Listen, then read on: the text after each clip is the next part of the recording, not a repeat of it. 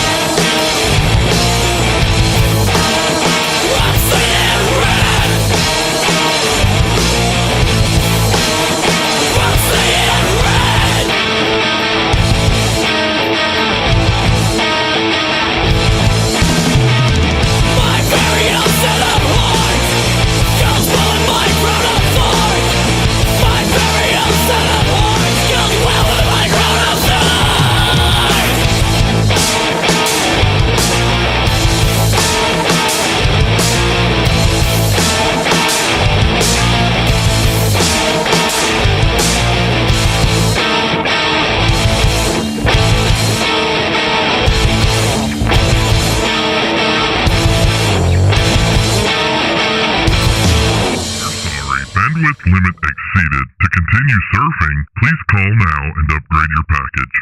You know, we joke a lot, but the sad truth is you could hear this message very soon. Once again, your freedom is at risk. Big internet ISPs and the government are trying to take away more of your rights than usual. But you can do something about it. That's right. It's super easy to do. Both of us went to battleforthenet.com today, and we made our voices heard.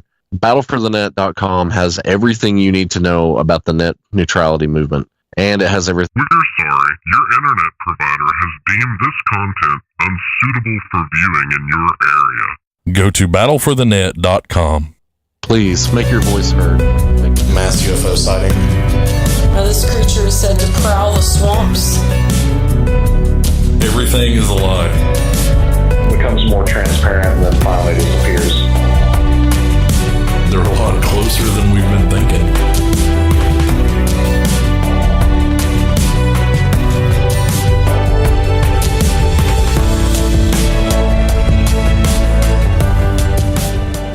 It is Friday night, and you know what that means. We're here to talk some paranormal. And with me, I guess I should introduce myself. I never do that. I am Dale. And with me, Megan. Hello, hello. And Ryan. Hello, everyone. Yeah. Happy Saturday morning.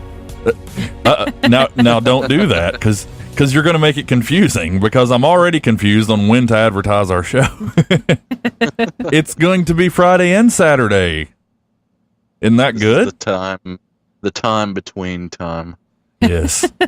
It exists. It's a 2-day show every week. Yeah. All right. So enough with that. That was one of the lengthiest little hello, here we are kind of things we've ever done. All right. Tonight's show, if you can't tell by the title, Abductions. What could this be about? It's clearly not about alien abductions. Except that it is about alien abductions. Why? We ask why. And we talk about a few of the stories of when it did happen. Supposedly. We don't want to insist to you that it did. Judge for yourself. But these are supposedly true stories. And they're compelling and they're terrifying. I know Ryan, when we were talking about it earlier, he was like, he's excited for the show, but he doesn't want it to happen to him. Right. And maybe this is one of those shows where you talk about it enough. All right, we'll not go there. Yeah, let's not go there. Let's not even do that. So yeah, thanks everybody for tuning in. We've been with Spreaker for a while, and it seems to be working. But if you just don't like it, let us know, and we can try MixLR again. You know, we want to know what you guys like. I know that Dark Falls said earlier that he really likes Spreaker, and that's cool. I'm glad you dig it, man. Yeah, we like it. But yeah, let us know. Now, enough of my gabbing. Let's get to some news. Ladies first, I guess. Actually, let me bring it up so you can actually read it. That's probably smart, right? There you go. Okay, so the world didn't end this month. Did it not? It's not going to be ending next month either. So the end of the world has been postponed. The man behind this month's doomsday prophecy has pushed the apocalypse back another few weeks. Unsurprisingly, the world did not end on September 23rd, a date that had been widely publicized both in tabloids and on social media as the day the non-existent planet Nibiru was to collide with the Earth. Now, David Meade, the Christian numerologist who first came up with the prediction based on a rare celestial alignment... Did they have to say Christian? I mean, it's just giving everybody a real dumb reason to hate all Christians anyway. Well, okay. That's like saying the Jewish potato hater. It's like, just because he's Jewish. All right, whatever. I guess that's relevant in this because I believe he based it on some connections. Yeah, to some the Bible. Connections. So it makes sense. All right, go ahead. So he's pushed back the date of this alleged doomsday to sometime in October when the world as we know it will end. What was the last time? Was it just the world as... The world's going to explode. It was womanly, and we didn't quite understand it that time. And this now time we're going to know it. the world as we know it is going to end. So that doesn't necessarily mean that the Earth is going to collide with anything. Oh, you know what? That's open to interpretation. Yeah, I think he left it open-ended for a reason this time. I wonder why. Why would you leave it open-ended? Yeah. But he said, it is possible at the end of October, we may be about to enter the 7-year tribulation period to be followed by a millennium of peace. When Nibiru is on close approach to Earth sometime during the tribulation, You'll have solar flares and a possible loss of the electrical grid for weeks, maybe longer. As always, however, given that there is no evidence whatsoever that Nibiru actually exists, the chances of any sort of apocalyptic scenario occurring next month in relation to it are practically zero. Is it not ironic that we're calling this a news story and within it it's like there was no evidence whatsoever that this means anything?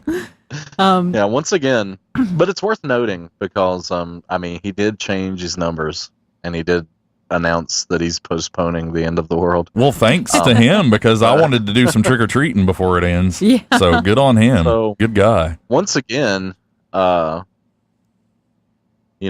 we look at this scientifically, NASA would be very much aware of this planet moving towards us. And NASA has been very keen to dismiss the entire thing as nonsense. So they've put in if it's a month out, we would probably be seeing it in our skies now. Yeah. Absolutely. Well, no one consulted the Potter series for the Cloak of Invisibility. Just maybe. To cloak an entire planet. This guy knows all about that. Now, what you do? No. But seriously, I like that they call it, there's no evidence of the planet, like it's a complete hoax. But then we have these Planet X theories. Is Planet X a hoax yet? Or not a hoax? I guess that's bad terminology.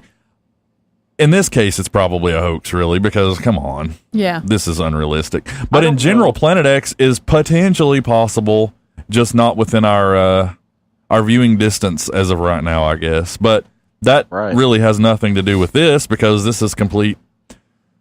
what's a nice word for it?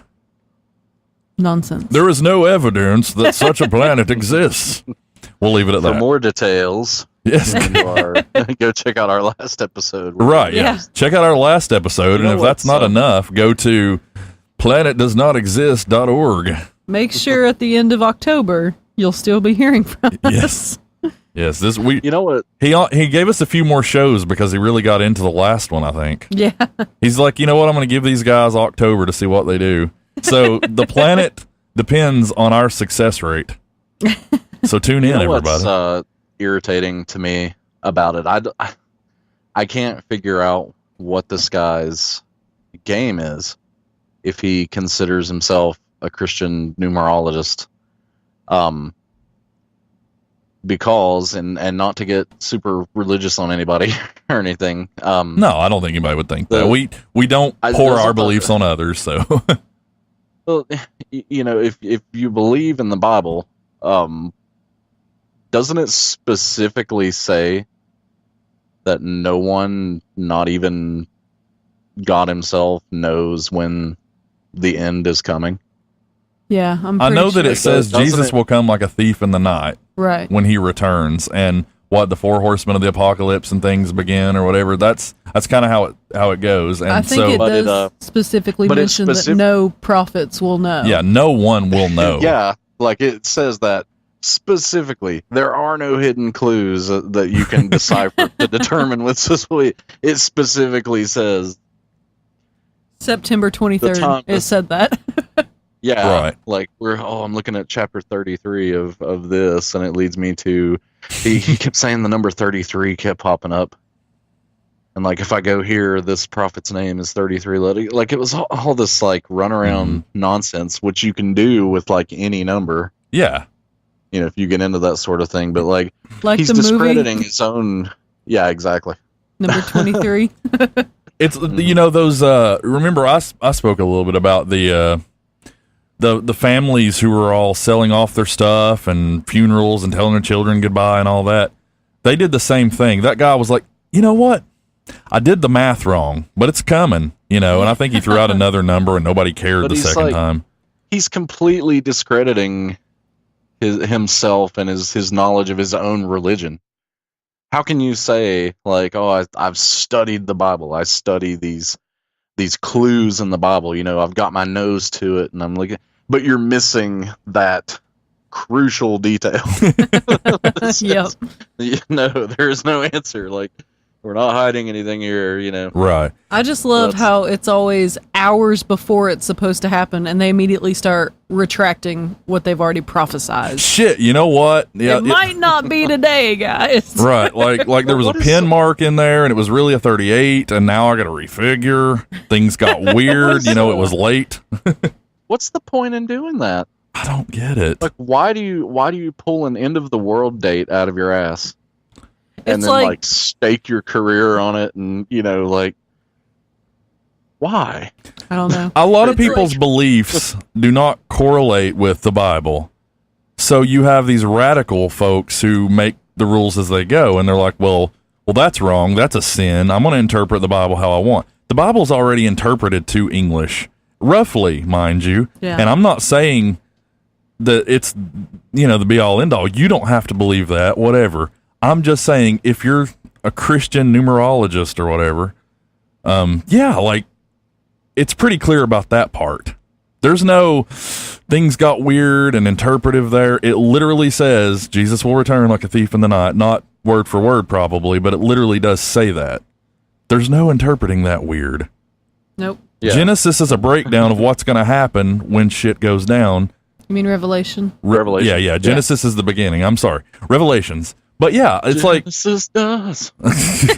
it's true. Genesis does. It doesn't end. Genesis does what Revelation doesn't. Revelations ends where Genesis begins. Revelate don't. We are not being blasphemous, folks. I promise you that. We're good people. I mean it. We are. But it's Some just of us might be. some of the time. Yeah, you should see what we talk about offline. Yeah.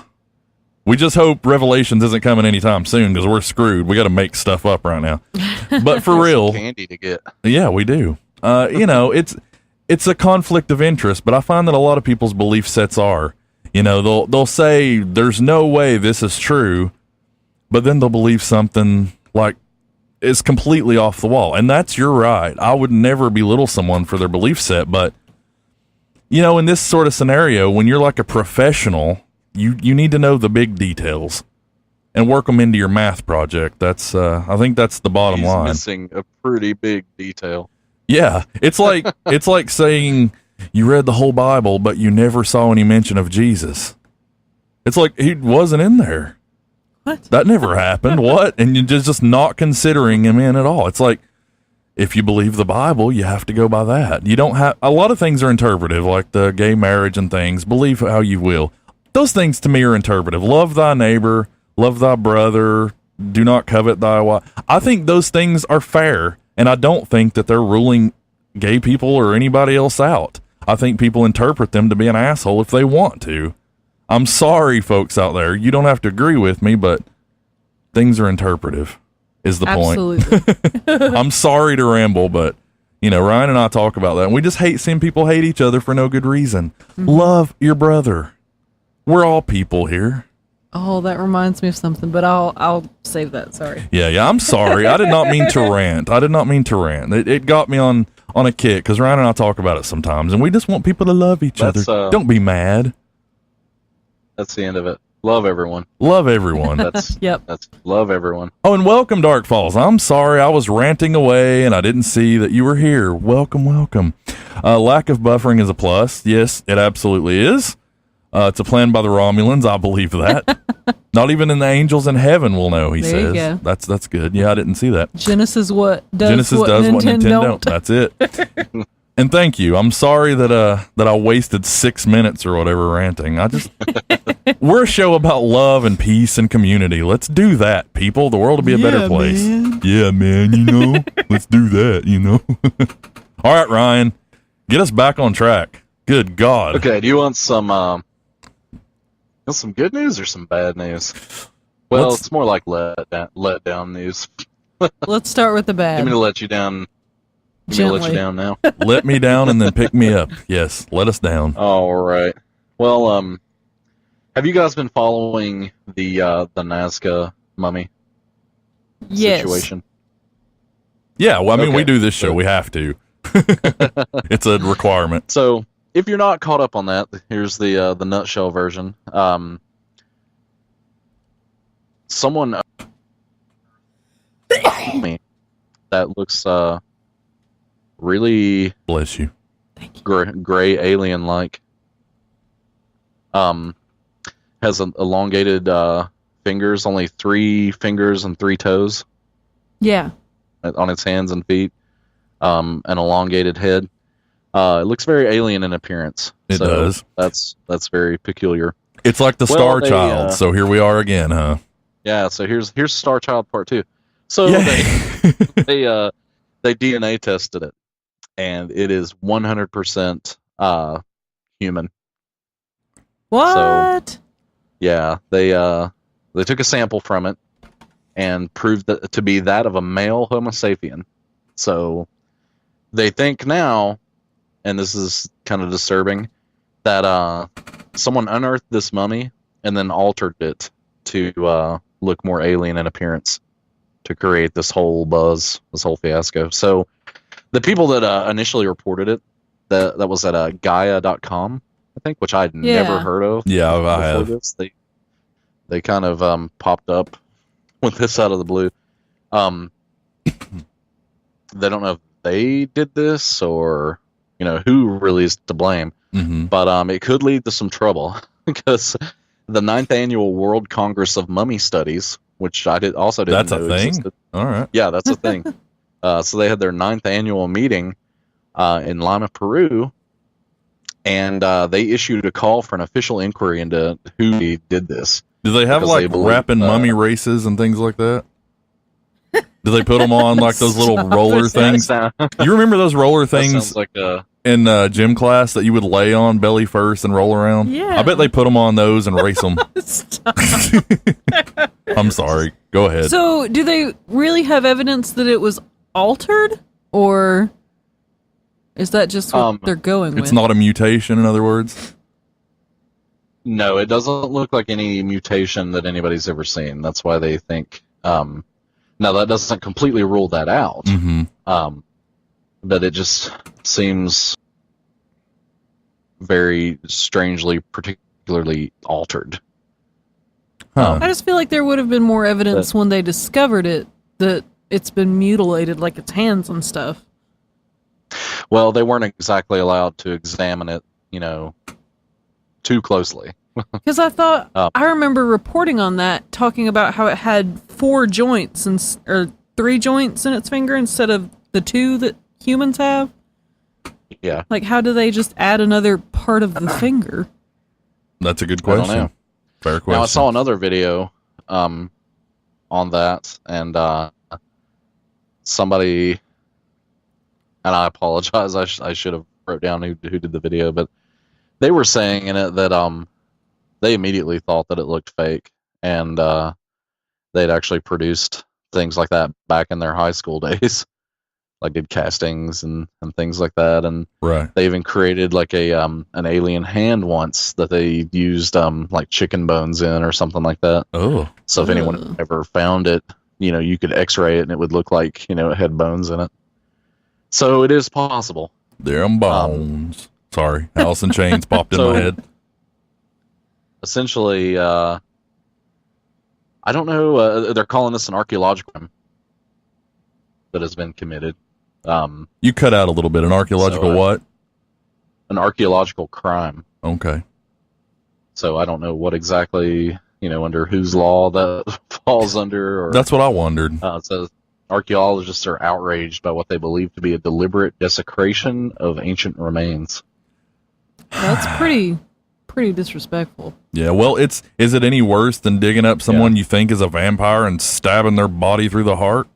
Because that's happened plenty of times. I mean, if it stops the vampire. Well, yeah. Now, if we go into mummies, some other time, the desecration of mummies was a big thing. Yeah, people just didn't think about that. Like, oh, this is an important historical find. No one thought like that. Like back in the day. I think a majority of the mummies that were in Egypt were taken and burned in rich people's homes because it made good kindling. That's insane. What? And it's also really creepy. Yeah. But yeah, they would sell them by the truckload, apparently, mummies, to be used as kindling. Wow. Because Yeah, they're that's like, oh, these things are all over the place. So I just got to Go put for this out there. Dark Falls said maybe it was altered while alive. That is a creepy thought. Yeah, that's not one you want to something think of. hasn't been considered, but that's an interesting point. Mhm. Maybe this isn't you know, the remains of an extraterrestrial, but maybe this is another example of us altering ourselves to look like our sky gods that visited us. That's You know, true. but Like then it kind of lends credit to the ancient alien theory. Yeah, Yeah. And then I you've only got some snicker cultures that because it sounds so silly this skulls. day and age is all, you know. This day and age, we don't call them our sky gods, you know. I just think it sounds, you know, it sounds ridiculous, but in no way does it sound impossible. You know, it's one of those things. We're in the field of things that might sound weird, but aren't necessarily. Exactly. But, you know, we look back at there's examples of some cultures that elongated their skulls and things like that. That's to appear true. more like their deities. Yeah. Yeah, women would So maybe- shrink their waists, for example, to, you know, and it was a beauty thing, but people would alter themselves horrendously for whatever reason. So maybe this was an example of that. Could I think that'll be. be, and maybe this story isn't completely over yet. Mm-hmm. So I'll keep an eye on that and see if see what they find from their inquiries. And again, Yeah. that was the World Congress of Mummy Studies. Join today. Wow. All right. Wow. I don't know if you can, but That's a talk piece right there. we Yeah, could have it went a whole is. show on all that. Darkfall says people used to display mummies in their entryways in England late 19 and early 20th centuries. So that's a whole new level of sitting up with the dead. You know that Ray Stevens song, I love Ray Stevens. Sitting Up with the Dead? You know, and that was a thing, and that creeped me out. Yeah. Ugh. I guess it's still more respectful than a drive-through, you know? Yeah. Yeah. All right. Well, let me do a story here. Let's see. What do I you have? got? Do I have anything good? I don't think I do. No, I do. All right. Let's do a fun one. Let's break it up with a little bit of ridiculousness. Okay. And what can only be described as one of the worst first dates in history. Bristol no. student Liam Smith, Bristol, England. By the way, not Bristol, Virginia. Although it sounds like it could be either. Quit reading ahead. You listen like everybody else, miss. Liam Smith had met up with his potential future wife after they'd contacted one another on the dating app Tinder. What followed was a Always series. exciting. Yeah, this is always a setup for something, right? Quit reading ahead. Yeah. What followed was a series of unfortunate mishaps, strangely reminiscent of a certain scene from the movie Dumb and Dumber. Let that sink in. Smith's date, who has chosen to remain anonymous, had been using the facilities at his flat when she discovered, to her horror, the toilet was refusing to flush. Oh no. In a panic, she did the only thing she could think of, grabbing the excrement from the toilet bowl and hurling it out the window. Sadly, however, it turned out the window actually consisted of 2 panes of glass with a small gap between them that couldn't be accessed from either side. Her package had ended up wedged in the middle and there was no way to get it out. After telling Smith what had happened, she decided to try squeezing herself head first through the tiny gap at the top of the window in an effort to reach down the middle and retrieve it. Within minutes, she'd become hopelessly stuck, and the fire brigade had to come rescue her. Oh my God. There are so many things wrong with this story already. Did aliens show up? This is where we are, people. This is where we are in time. There's got to be more than this. That's all I'm saying. I mean, first Yikes. date. Wow. Yeah, it is like the scene. It's actually Dumb and Dumberer. Yeah. Yeah, where Bob Saget's screaming, "There's shit all over my wall. It's covered in shit." Shoot, I don't even know what to think about that. Yeah, that's not really news, but it's a It's worthy something. tale. It's Yeah. worth being told, folks. That's a true story, as far as I know, at least. It's on a reputable site, so Shoot. enjoy that little nugget. Look what I did there. All right, Megan. Oh. All right, moving on. This one's good. Normally, I would cut the news here because we're pushing it, but we're going to get through it quick. Now, this is a cool story, so I'm going to go ahead and let Megan go. I'll go ahead and say that I'll only do one tonight. So go ahead, Megan. Okay. So Southern California television broadcasts were interrupted on Thursday morning when an ominous warning popped up on TV screens in Orange County. It was a week Max ago Headroom Thursday. returns.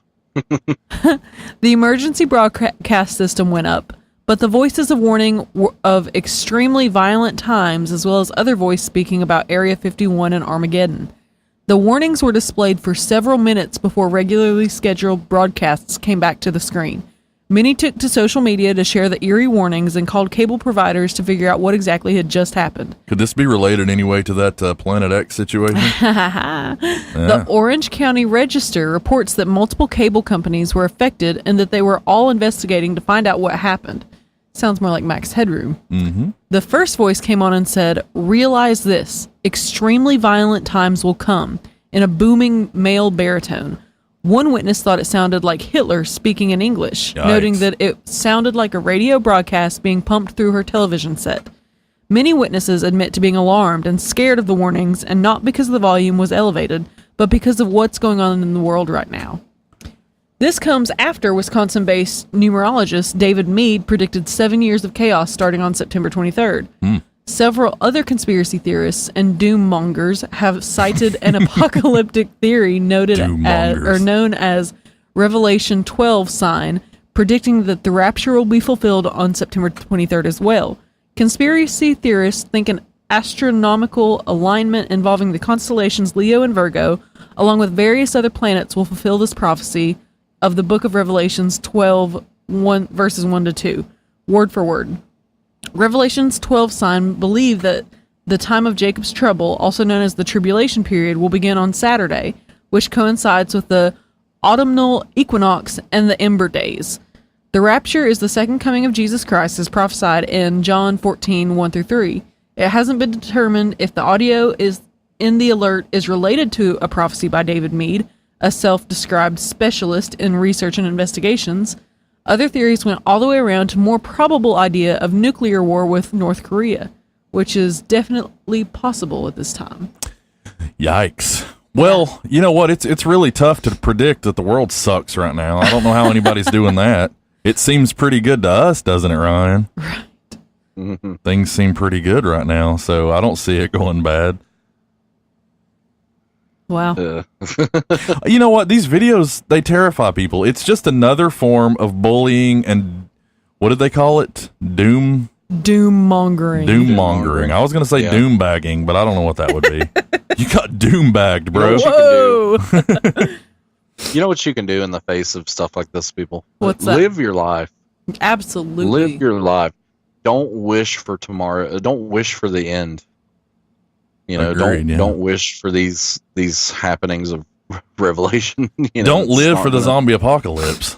Yeah, for real. I mean, it's fine Yeah, to be for- stocked up for it, but don't live for it. That's no way to go out. The All most right. precious moment we have is right now. Yep. Yep. Because right now will never be again. You got it. So What's that? Oh, you need me to go back? Yep. All right. I am going back. There we were. all right, so I've got one more if we Yeah, got no. time for it. What are you doing? Oh, yeah. I saw on the sidebar. It's sad Hugh Hefner passed away this week, folks. You probably already know that, but he lived to 91 years old, and I don't think he was Sounds like unhappy ever in his Don't life. think so. I think he was very happy, had every flavor of the rainbow 75 times each kind of guy. So bless him, or we wish him the best in the afterlife kind of thing. That sucks. Ric Flair, who I don't know, we never mentioned it, but he was ill a few weeks ago. He's kind of drank his lungs, or not his lungs, his liver pretty bad, and he was having a hard time with something. Well, he came out and he did a meme. Not dead yet. Woo. Woo. And he actually announced on the news the other day he's been with more than 10,000 women.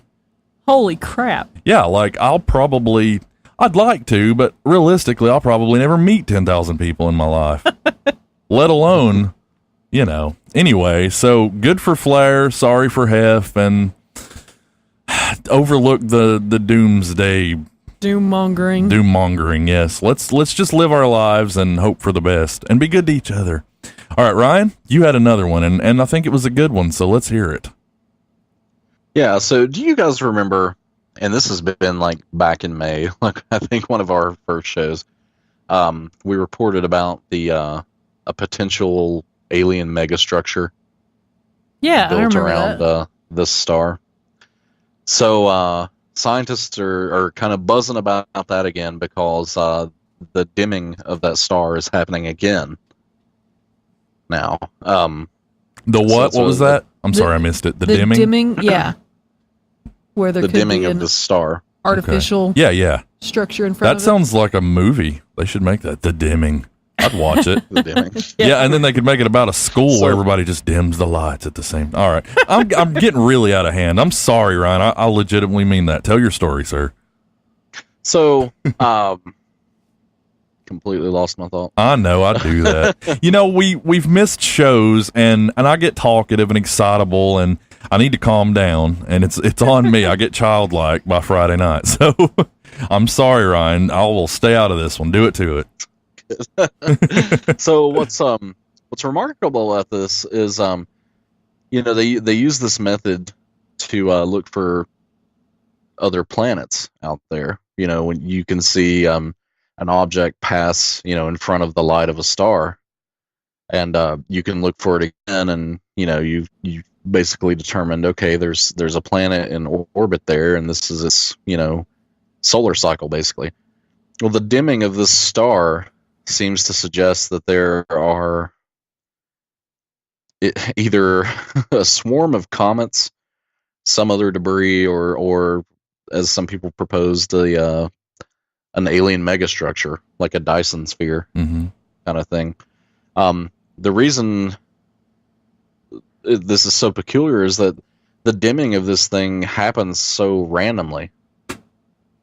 Like it doesn't suggest a normal orbit of an object, Right. because if you find a planet out there orbiting a star, it passes through and then it returns in 1 month, you can almost 100% bet that its solar cycle is a month, and you can find it again each month, without fail.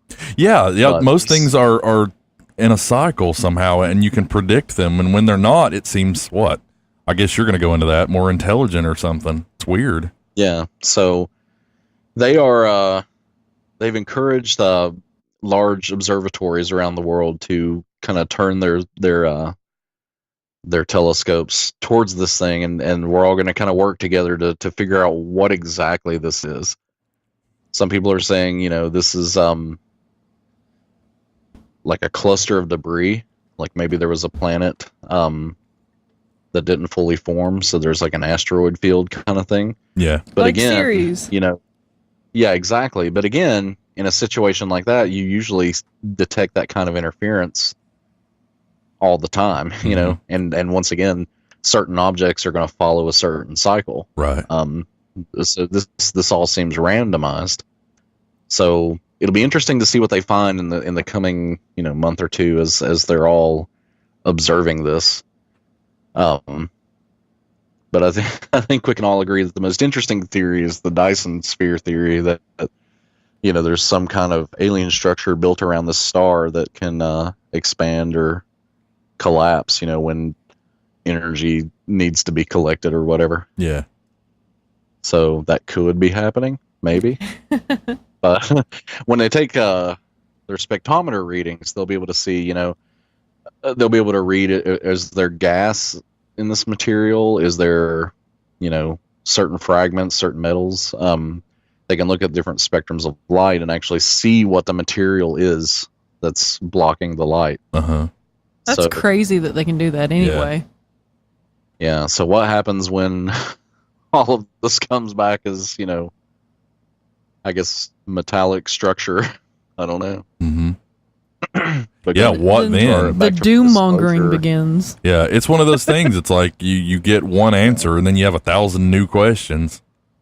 I can see people jumping to that, like, oh, it's the aliens, these are the end of times, but one thing you got to remember about space and space time is that we're looking this is what was it, 1,300 light years away, So how many years in the past are we technically looking at that? You know, Yeah. Right. this thing may have been destroyed by now and is no longer there, but we're just now getting the after images catching up to us. Right. That's something to consider. How scary would So it be that's, to? I'm sorry, I'm going to go off on a theoretical real quick. How scary would it be to watch something coming toward you like that? Like, because we're seeing it in the past. Yikes. It would be scary. Dark Falls asks us if we've ever read the Ringworld series. No, but I've seen the Ringwald series from the 80s. Molly Ringwald? All right, nobody picking up on that. I'm putting down stuff nobody's picking up. Ringworld. What's that? I said I'm familiar with Ringworld. Yeah, me too, but I haven't read it. So do tell us, Dark Falls, and we'll talk about that after a quick little break here. So is everybody ready to move on? It's my fault that we got late tonight on the news. I went on my little tangent about loving each other. I got all hippie about it, but see, it's out of my system. Next week I won't do that, hopefully. All right. Well, that's really interesting news. Everybody's was except mine. Mine was stupid, but it was fun. It broke up the monotony of science. So enjoy that, folks. All right, let's take a quick break, and when we come back, we're going to talk about some abductions. Now, what order do you want to do this in, Ryan? Do you want to do some stories first, or talk about why? I think probably set up why, but that's up to you guys. Can we do ladies first? Sure. Yeah, let's talk. Let me jump in and talk go about ahead. first. No, when we get back from the break. Well, which section of it would you guys like to do first? I just had something I to think we share. should talk about the why and the theory about it. Okay, I agree. First, and Sets then it get up to and some stories. Yeah, we got some juicy stories to tell. Hopefully you'll think so. We do. All right, let's take a quick break then. I've said it many times already. Let's take that break and let's get right back. Did you know that a young boy drowned? The counselors weren't paying any attention. Kill her, Mommy! Kill her! One must never go to camp unprepared. In order to survive, arm yourself with the knowledge by listening to I'll Podcast on Your Grave every other Tuesday, or end up like the rest of the counselors. Go to MidnightSpookhouse.com for showtimes. Maybe there was some truth to the first ones that were kind of discovered. There might be some truth to that. I feel like people have replicated it so much that I think it's lost its merit. And you even have some people out there that have made it their art form, their way of expression. So they're actually out in the field creating these pieces of art. It happens so much now on an artificial scale that even if we discover, new evidence, new crop circles that were believed to be formed by an alien spacecraft, you've got so many people out there, replicating it. How would we know the difference now?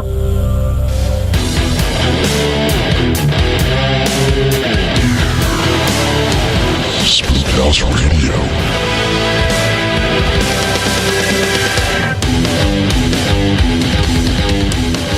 All right, and we are back. Now let's pull this show back on track, shall we? Let's get past some of the my silly banter and get to some real stuff. Now, there's a lot of questions in this field and not a lot of answers. That's just what you're dealing with aliens. When it comes to ghosts, it's a little easier. Yeah, you can actually kind of interact with them, but aliens, we are going blind on it. We're taking stories we've heard and information that we think is hidden, and we're considering sources we don't know are reliable, and we're trying to make sense of it all.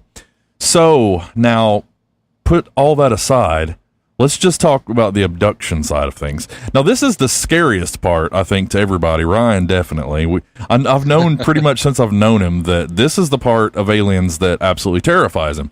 I think we're all here in agreement that if they're peaceful, come on, let's do things better than we're doing as a society. But if they're not, this could get pretty scary pretty quick. So, all right, Ryan, set us up. I know that this is a sensitive subject for you, so I'll let you set us up. Go right ahead.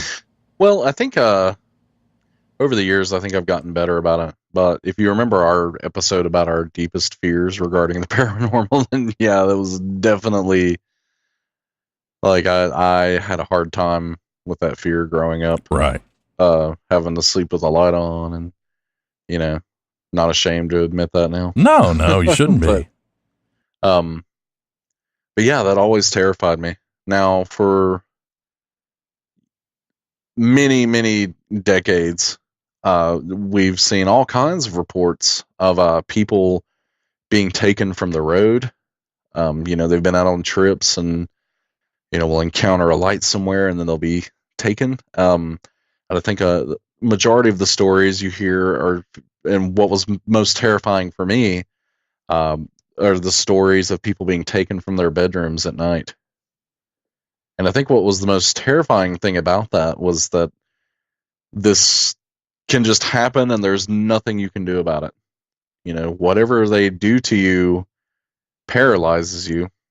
Now, if you ask me, I think the sight and the experience of all this happening is enough to just completely freeze you in terror anyway. But yeah. People have reported, I've locked up my house, I've, bought, guard dogs and security systems, and none of that matters. You see the lights and they just kind of come through your walls. They take you through the wall. None of that matters. Right. They don't play by our physics necessarily. Yeah. And I think that's what one of the more terrifying aspects of it is. But tonight, let's, we're gonna get more into that, what has happened specifically to people that claim that they've been abducted. But for the first little section of our discussion, I think we're going to analyze, why are they doing this, for one thing, and what do they hope to learn about us, I guess, and for what exactly are they collecting? There are a lot of theories about that as to why. So let's see, where do we begin? Megan, did you have something, by the way, before I keep rambling on? No, that's okay. I'll save it for the second half. Oh, you've got a story. Yeah, she's the very first case of it, which you and I both have articles in hand for. She was wanting to talk about that a little bit. So, yeah, she'll hop on that second half of the show. Okay, so one of the first theories out there, and I think this is on more of the side of these are intelligent beings and they don't necessarily mean us any harm, once again following the theory that if you've gained the ability to travel time and space and are potentially between dimensions, then you have probably left ill will behind in your past, or at least that's what we hope. Or what I hope anyway. Yeah. So one theory is, I think that on a scientific scale, we're pretty unremarkable, compared to a species that can, travel the galaxy and has all this technology, Mm-hmm. There are so many jokes and proof of how unremarkable we really are, but I'm going to leave them lay. I'm talking. You can say, we've got our smartphones and we communicate. We can talk to each other and everything. But then we dive in between windows to get the poo out. Exactly. That's it. So for every, plus that you can check off for us, there are about 5 negatives you can check off too. So if you try to put us together side by side, comparing the species, and I should note, as we're talking, I kind of regard the gray aliens as the abducting types. Do you guys tend to agree with that? I think so. Yeah, I do. Yeah. I think most of the accounts out there are of, when they actually can describe the aliens, we get that same, kind of description of the grays. Mm-hmm. So stepping back, if we try to level or put us side by side, we're pretty unremarkable. Yeah, in that regard. So that's for sure. The point I'm trying to make is abducting us really any different than when we go out into the jungle or out in the forest and we capture an animal of some sort that we want to study? We take it back, we sedate it, and we take it back to the lab, and maybe we tag it so we can track it later, and then we release it. Could it be? I don't know. I don't nothing think it more is really. I going mean, on? maybe. I guess it depends on the intentions. Yeah, so this is just one of the theories, is that, in their travels across the galaxy, they've noticed, hey, this planet has these ape-like creatures that have developed, decently advanced tools. They've got their smartphone things going on. That's pretty cute. They haven't figured out, quantum computing yet or anything like that. Yeah, but we're just precious after all. yeah, that's like, you hear now about certain families of chimpanzees in the wild now that have entered the Stone Age, they say, and are actually like crafting tools and things like that out of stone. Wow, nice. I wonder if we're kind of regarded like that, maybe. With our limited technology. Yeah, I feel like we're barely out of the Stone Age ourselves, so I'm good with that. I can see it. So, most of the galaxy may be uninhabited or just has bacterial life or whatever. So you come across this, this planet that has us on it, and that might be worth a study, Mm-hmm. We don't really have anything that we can offer them, but, I guess we're kind of neat. So, the theory goes is, what if this is the equivalent to, when we, tag a shark or, another animal from the wild, and are they just taking us just, to do some experiments and to see what makes us tick and then releasing us to the wild? Well, I like to think maybe that there's better intentions to it, that I don't know, maybe somehow they want to stay connected with us to see if we can be a better people, as opposed to, just what makes us tick. I don't know. You want to think the best. At least I do, because I think, like you said, anybody smarter than us is going to know that you're not going to make it by being mean to each other. Right. You've got to learn to work together and rise above and all those things, So maybe there's something better to it. But then again, maybe we're just wild animals. Yeah, so that's the lame theory, Yeah. I guess the tamest of the theories. But what you were saying, that leads to the second theory that and this goes back to ancient alien theories, in that, maybe they are responsible for us being here. That we are like a hybridization of their DNA and some other creature that was on Earth that created us. Mm-hmm. I wonder if they're like, wow, we thought it would go better than this. Well, yeah, I mean, I'm sorry, but it's not. No. There's so much activity around nuclear weaponry, that they've got to think that it should have gone better than this. Yeah. If that were the case. We focus more on destroying each other than anything else. Yeah. I don't understand how that sustains life, and how we can believe for a second that that's the right way to be. But that's a whole nother show. Well, see, I wonder if we're kind of an experiment in that, so it started out, okay, we've created these creatures, and, we're seeing that, okay, they're kind of worshiping us as like sky gods, I think is what I called them earlier. Right. Maybe we should leave and see where this goes. So they ascend to the heavens and disappear to leave us to our own devices. And now they're coming back to check in on things, and,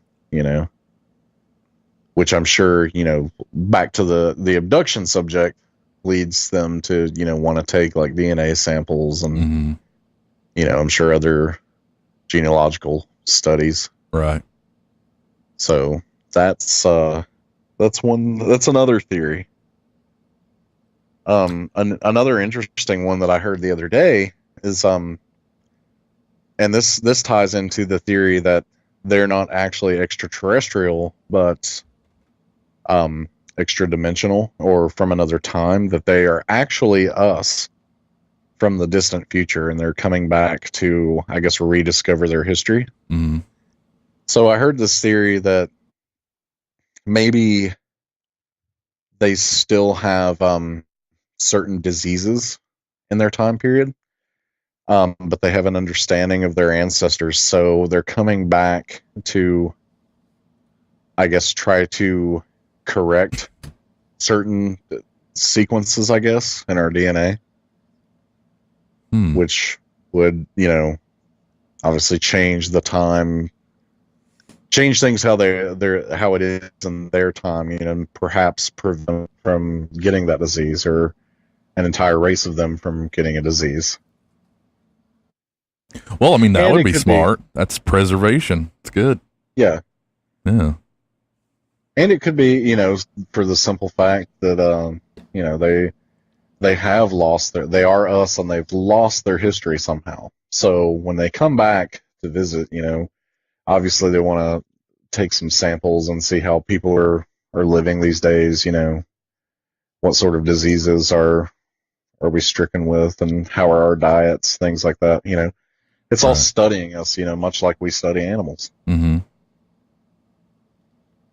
I have one thought about that. If, in general, I was thinking about this the other day. If they want us to know, no shadow government's going to keep it quiet. If they don't want us to know, we wouldn't be seeing them in the sky. Where's the middle ground on that? I'm not sure. Now, I absolutely believe there are other beings out there. I didn't mean for that to sound as if I'm saying, well, we'd either know or we wouldn't, and this wouldn't even be a question, but it's all going to mean something. I'm just not sure we can even comprehend maybe what's happening. Why do we see them? But why do they not let us know for sure? Because they can do anything they want. They don't have to go to a shadow government or a surface government and say, can we talk about this to the people? They can just do what they want. So I don't know. I guess, did they get sloppy? Is that why? Do we have something on them? I highly doubt it. Just saying, information is not our forte, I don't think. But anyway. That is an interesting theory. And I think we talked about that a little in the disclosure episode, that perhaps they've struck a deal with this shadow government in that, okay, if you'll supply us with these technologies, which they're like, okay, here's smartphones. It's like a baby toy from our world. Enjoy. In exchange for your technologies, you can take samples, I guess, from our population, or do what you will with people. People disappear all the time. They do. We don't care. I mean, the government, I think, largely regards us as cattle anyway. There's no question about that. Yeah, not cattle, sheep. Yeah. We're farm animals in some fashion. Pigs, some of us. We're very expendable and useless. And there are plenty of us to go around. That's what sucks. I want to say one little thing about it's almost like the way that you can buy a monopoly, like a cable provider in your area can monopolize. It's like the government treats you like that. They know that you need whatever, the benefits, the insurance, you need somebody to fix the roads, and they're the ones who license people to do it. Even small government, city government and things like that. They've got you, and they know it. That's the reason things like shadow governments could possibly exist. Now, whether they do or not, I couldn't say.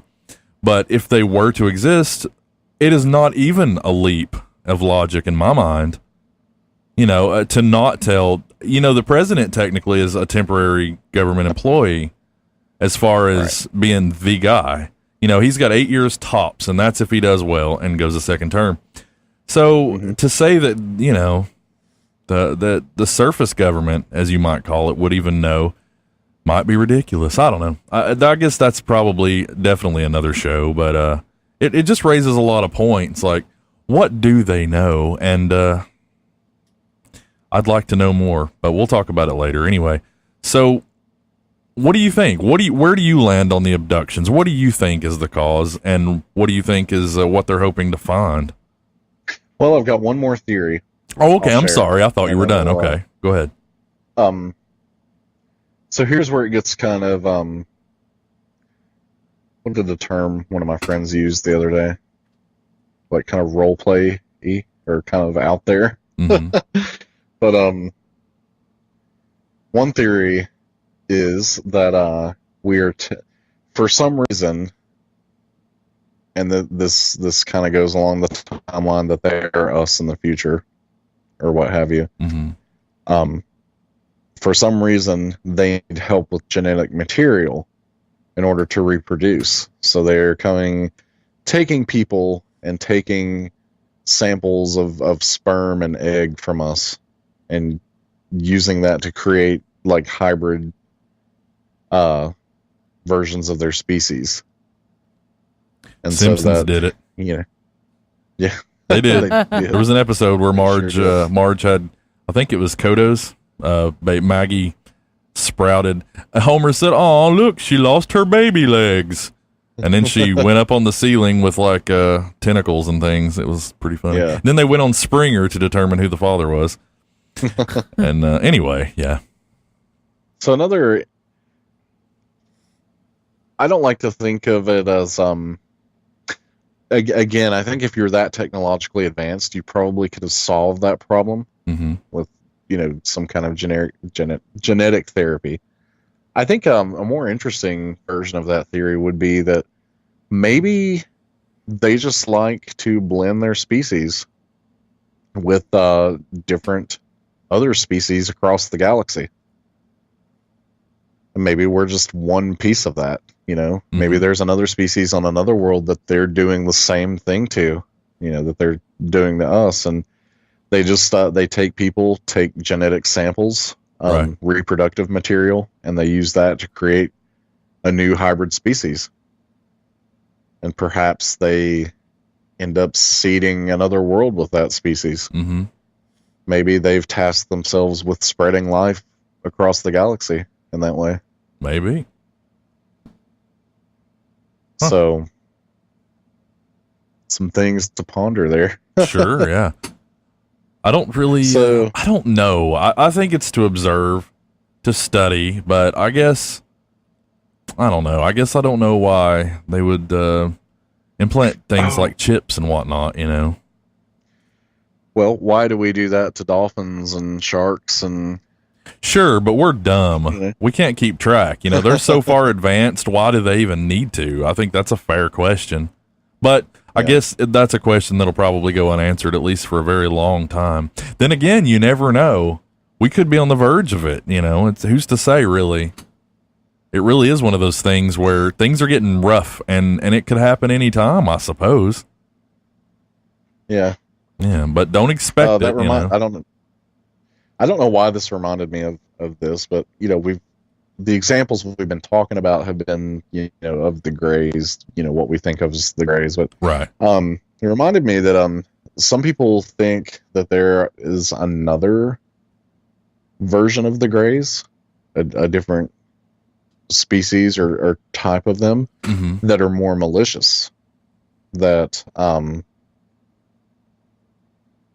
they just kind of regard us as cattle as well, and they take what they need, or why they need samples from us, who knows. But one interesting theory was that they have kind of empathetic ability, or in other words, they can sense our emotion, right, or whatever state of emotion we're in. And I've heard a theory that our fear is kind of like a drug to them. So you've got this other like malicious species that are taking people just for the point of harassment. They want to give you as much of a terrifying experience as they possibly can. So they take you, and they're literally nice. They're not doing anything scientific to you. They're just kind of poking and prodding you and scaring the shit out of you, and they're getting high off of it. So they're not very nice at all. Just addicted to our fear, I guess. So that's another interesting theory. I don't really subscribe to that one, though. But Oh, I just didn't want to interrupt you. I'm listening. I'm hanging on every word, man. Just I feel like I burst in sometimes. I don't subscribe to that one either. I don't think that one is I don't think it's likely. But you know, people are traumatized, but I don't think most of the stories sound as if they were absolutely tortured. You know, there's probably some very uncomforting things, but in most of the stories that I've heard, it wasn't just complete and utter pain and torture. Now, I do recall, I think, a couple, but for the most part, I think it felt more study, observational, like being giving your body to science, you know, sort of thing. Right. Which, when you're taken and unaware, that can be very intrusive, but Absolutely. not necessarily Not with actually, malintent. not actually violent or anything like that. So yeah. Other than that, and that's again, you know, if they were malicious, like you were saying earlier, they can do whatever they want. You know, why would they have to bring you back? Why would they have to do this in secret? I mean, with their, you know, technological advancement over us, they could just come take people in broad daylight, do their thing, and never bring them back. You know, they could just make it rain body parts, I guess. Yeah. You know, if all we are is like a joint to them, then, you know, They'd be why would they even bother bringing us back? right. They'd be farming us a whole lot quicker. Quicker. Yeah, quicker. So you asked me earlier what my theory was like, what I subscribe to particularly. I'm not really sure of the intent, but I don't think that it's malicious. I think that really we're just kind of regarded as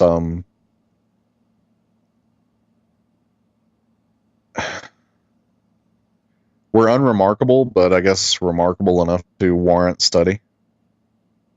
So I kind of subscribe to that, you know, they're just taking us to study our species and find out more about us. Right.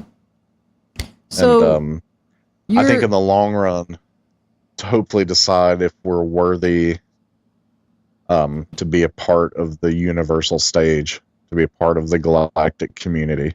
right. Right now, I think we're failing that test as a society, but I think so. you know, hopefully, I think hopefully they'll give us some time. We're much too hostile to be trusted right now. Right.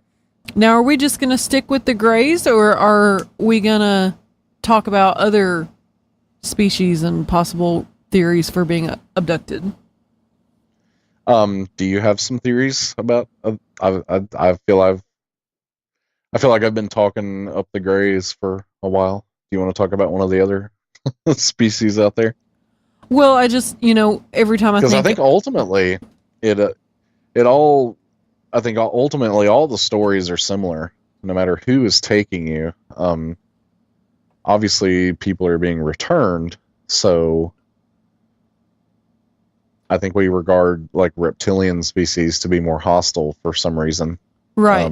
And that's what I was going to say. That's, you know, normally when you think of the malevolent, that's what you think as far as the aliens go. And I'm not sure if you remember, I talked about a specific alien abduction with the mantis type, where they took, I think he was a naval guard or something on a ship, and they took him and just showed him all sorts of things. Like, they didn't do any experiments. There wasn't any torture. They just showed him things, which is, you know, check this out, the best possible abduction you could have. Yeah. But this is the cup that can never spill.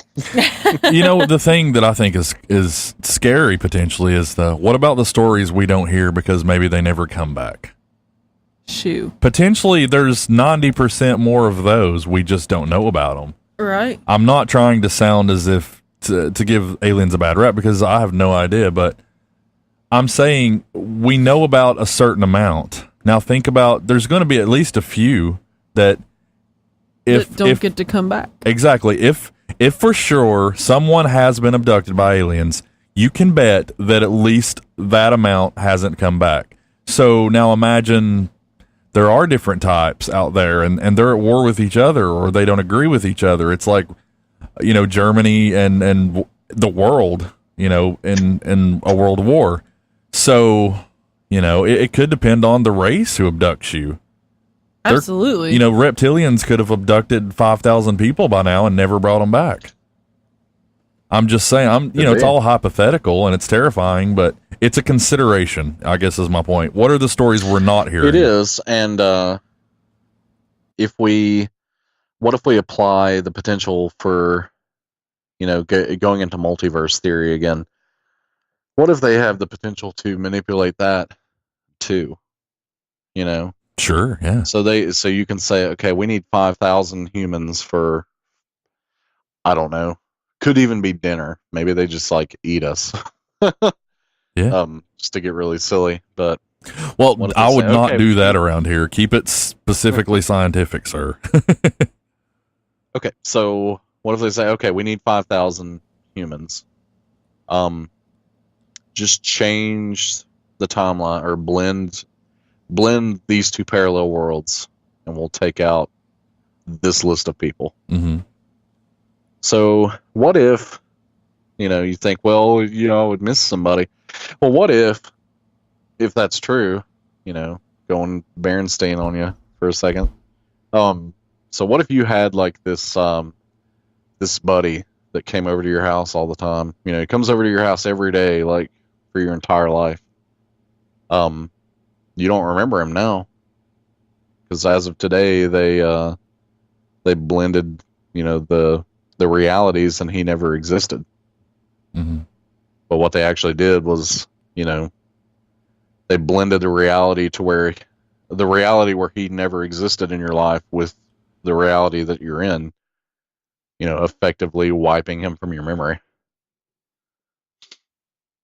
Well, when that starts happening, it goes back to the point that if they want us to see us, we will, or see them, we will, and if they don't, we won't. I think once we accept that they're this certain kind of capable, I think maybe they're just warming us up. I think that's what it is.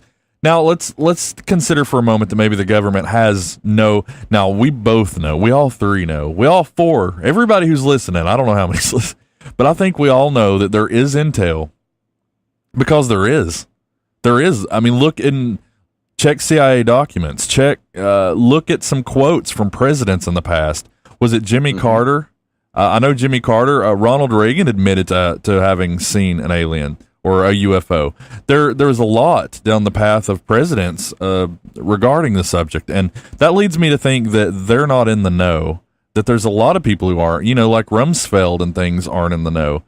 Right. There probably is a deeper level that the president can't penetrate because he just doesn't need to know, because we don't need to know. You wait for that one Snowden to come out and tell people the truth about things, and they're not going to risk it. They're going to keep it tight.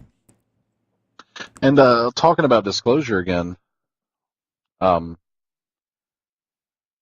think now is kind of the time to start, like you were saying, warming people up to the idea of it, right? To eventually happen, and I guess happen the right way. We talked about many different ways of disclosure last week, but and I really don't know if we decided what the best way would be. Right.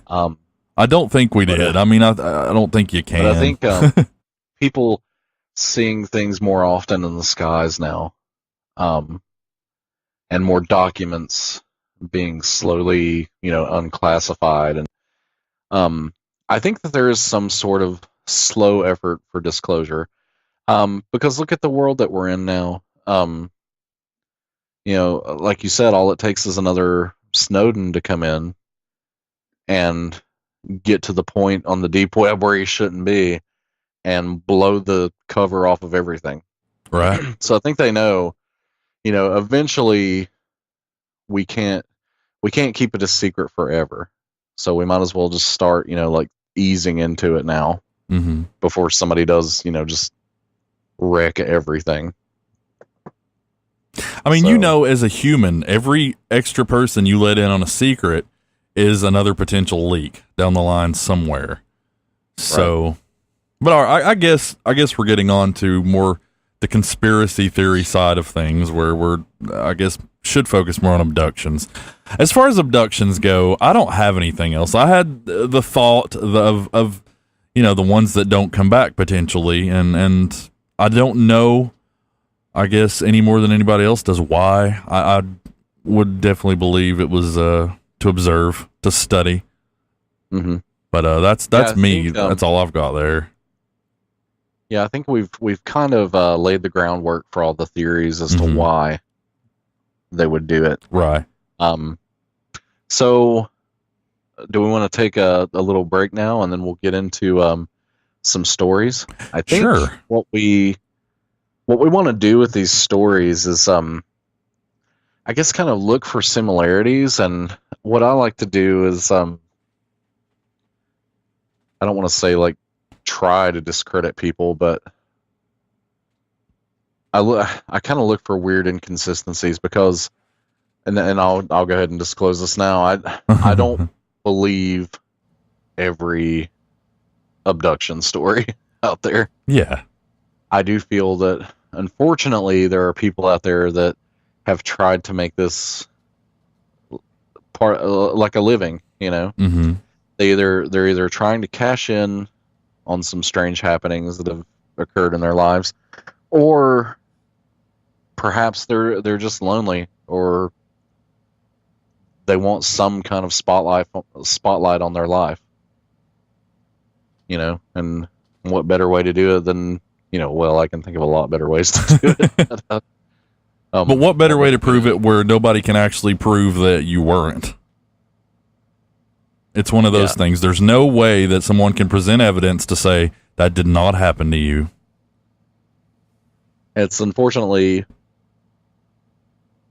an unremarkable person that they don't really feel that there's anything special about them, nothing to really remember about them. Right. So what's something extraordinary that I can apply to my life that can't really be disproven per se? Yeah, what makes me interesting and possibly profitable, and that's it's killing the field. Yeah, it really is.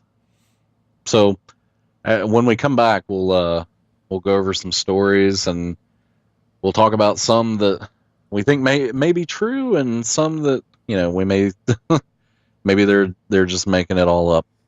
Yeah, well, everybody's gonna have to use their best judgment. This is one of those things where, even when we do try to present science, there is none for this, but there are some cases where there are odd things that you can prove. I know in a guy that's actually very local to us, in his case, there was something that substantially physical proof that something happened, and nobody knows what. So sometimes, you gotta take what you can. But anyway, yeah. Like you said, let's take a quick break.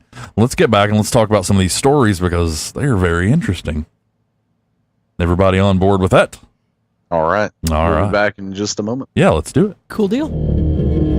I've seen a ghost, or I've heard a ghost, I should say. The doorknob next to me, I was trying to sleep and it was rattling like someone was going to come out of the door. And I once saw an aircraft, silent, dead as the night, and then gone. So that's my story. What's yours?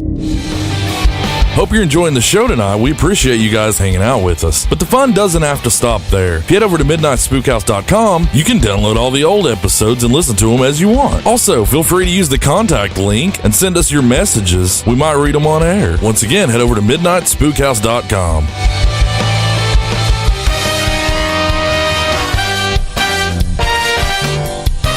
Spookhouse Radio.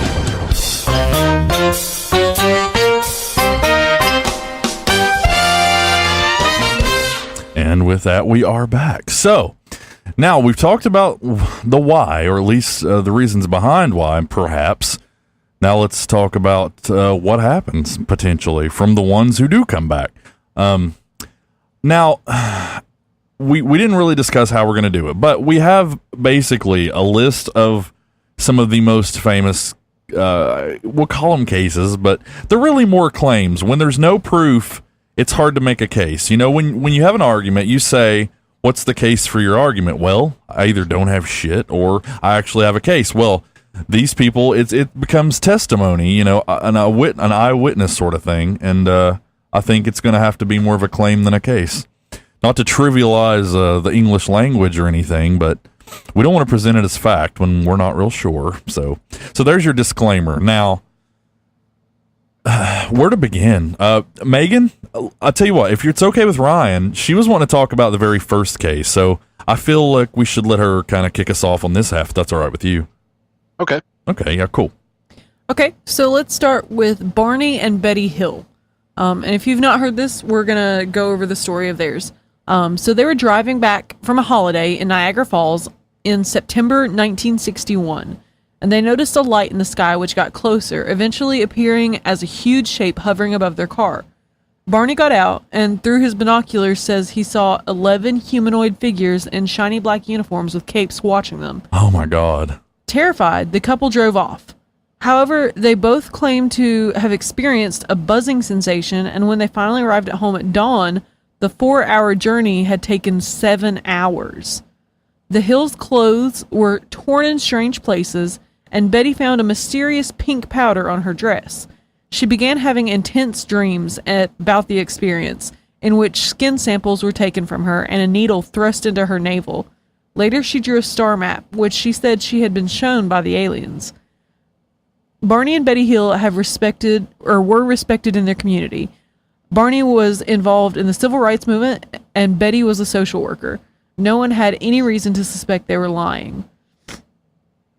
They look like and I'm not saying judge a book by its cover, but they look like normal, happy people. It's a very nice photo of their family. It's like she's holding a dog and he's standing behind her, and these do not look like people who would benefit from making up a story as that. And I just want to say real quick that if I saw people standing around, if it were children in the black, uniform standing around like that, I would be scared. So if you would sense that it was anything, extraterrestrial, I can't even imagine how terrifying that would be. I know, right? Yeah. Right, yeah. And, this article tells it a little bit differently. The way I had heard it, they had this experience, but remembered it later. Like, I suppose he may have looked out of his binoculars and seen all that, but they remembered that after the fact, because the first time they shared their story was with a psychiatrist. They didn't go seeking fame and fortune for having had this happen to them. That was the first public disclosure. The first private one was actually to a captain from the United States Air Force in church. Oh, okay. Yeah, so the story had been already out, but it wasn't public until a couple years later, 63? Yeah, March 3rd, 1963. So it's not like they just took 2 years and made up a really good story. The story already existed. Right. Yeah. And so I think what lends credit to this, like you were saying, they have nothing to gain from making this up. Both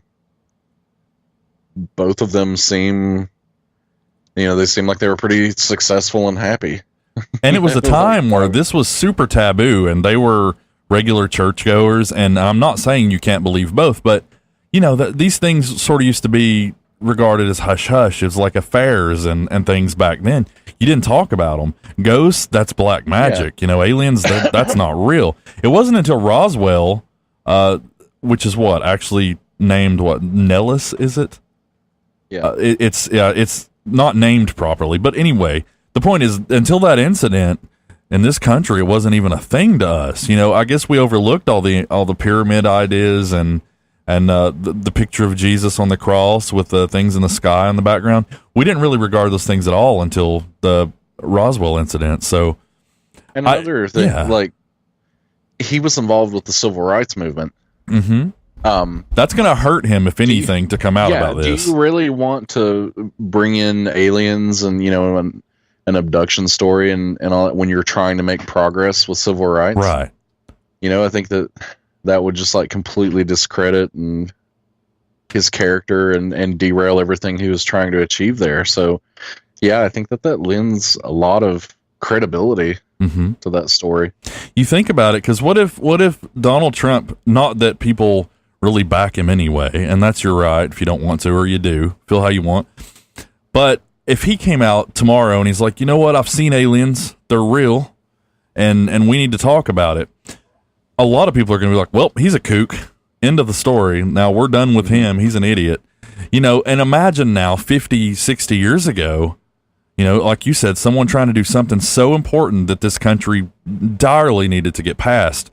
You know, coming out about aliens is absolutely polar opposite, almost the complete wrong end of the spectrum. So it's completely improbable. I just can't see that they would make that up. Yeah. And, you know, dads used to go to work and moms would cook, and I don't mean that to stereotype genders or anything, but that's kind of the American family that you remember from the 50s and 60s and things before things started changing. I can't see that kind of guy being like, well, I'm really bored with my life. This is terrible. So me and my wife, every night when I get home, we're going to make up a story together. Yeah. It just doesn't make any sense at all. You know, this day and age, you spoke about it earlier, I can absolutely see people faking it for attention, but not then. It was absolutely the wrong attention then. It's still sort of negative attention, but not like it was then. So yeah, I think think we all kind of agree that this is you know, not only is it one of the first cases, it's a really creditable case too. Mm-hmm. Dark Fall says that'd be like Neil deGrasse Tyson saying he met Jesus. Absolutely, it would be. It's like complete conflict of interest in what you've said for so long. Now I do want to say Bill Nye is he conflicts himself. Neil deGrasse Tyson, I think he's pretty much stuck to what he believes, and that's nothing wrong with that conviction. Anyway, so go ahead. What, you know, they underwent hypnosis and stuff. You want to talk a little bit about that? I think that's an interesting part of the field of the study of this, is that somehow whatever they do to people when they take them, they're able to repress these memories. Mm-hmm. But through hypnosis, it unlocks the experience, and they can re-experience that through the subconscious mind. I wouldn't want to go through that myself. No, absolutely not. And I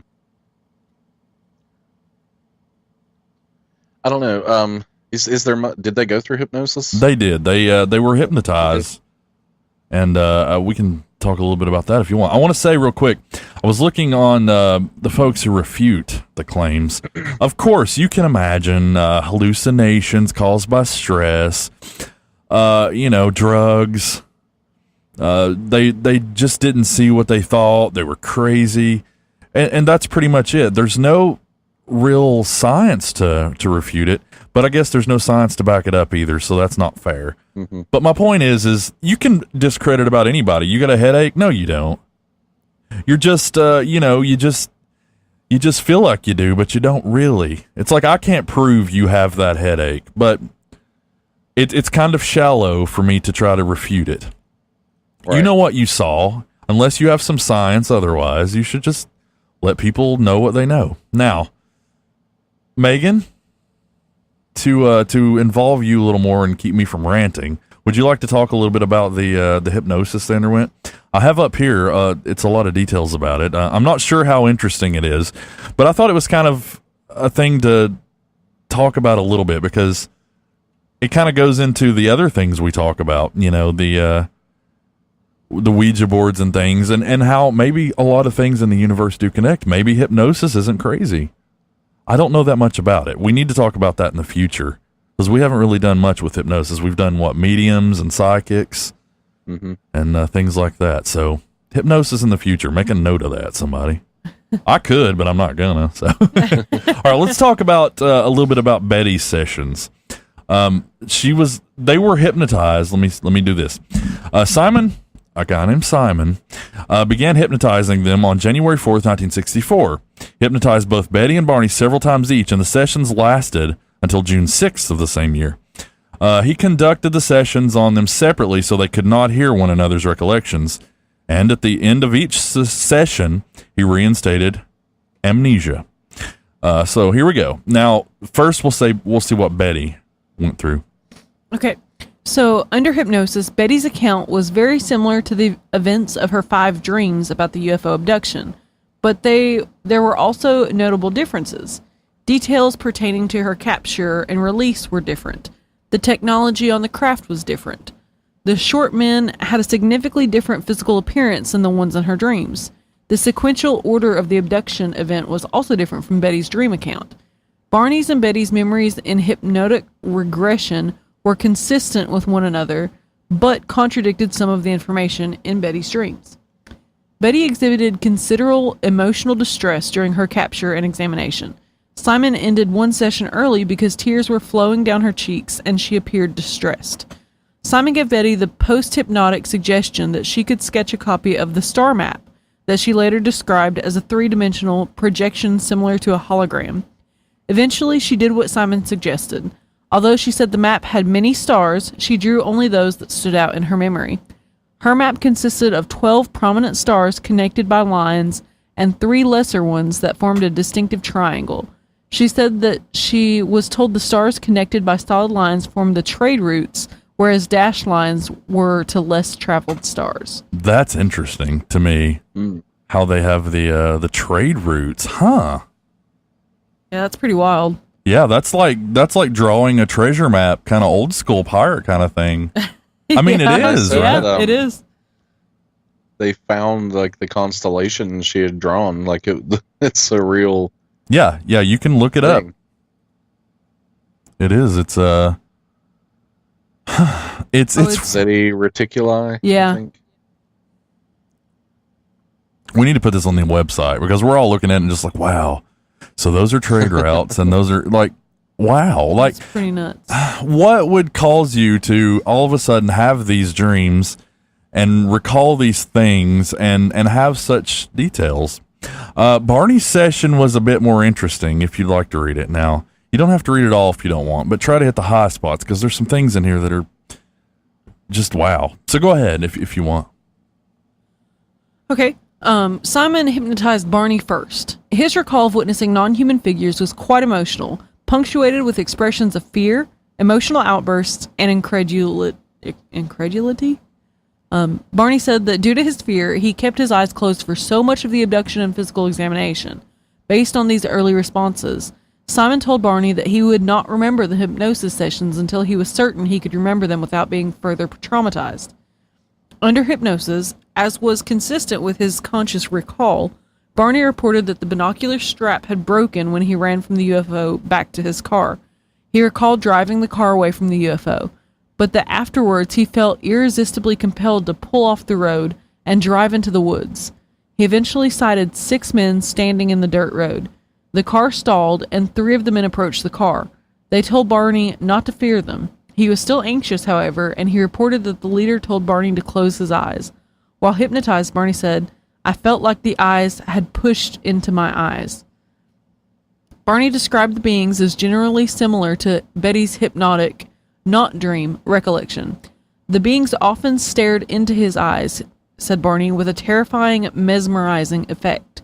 Under hypnosis, Barney said things like, "Oh, those eyes. They're in my brain."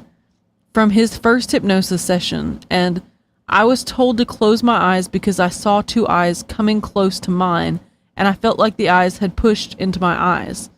And all I see are these eyes. I'm not even afraid that they're not connected to a body. They're there. They're just up close to me, pressing against my eyes.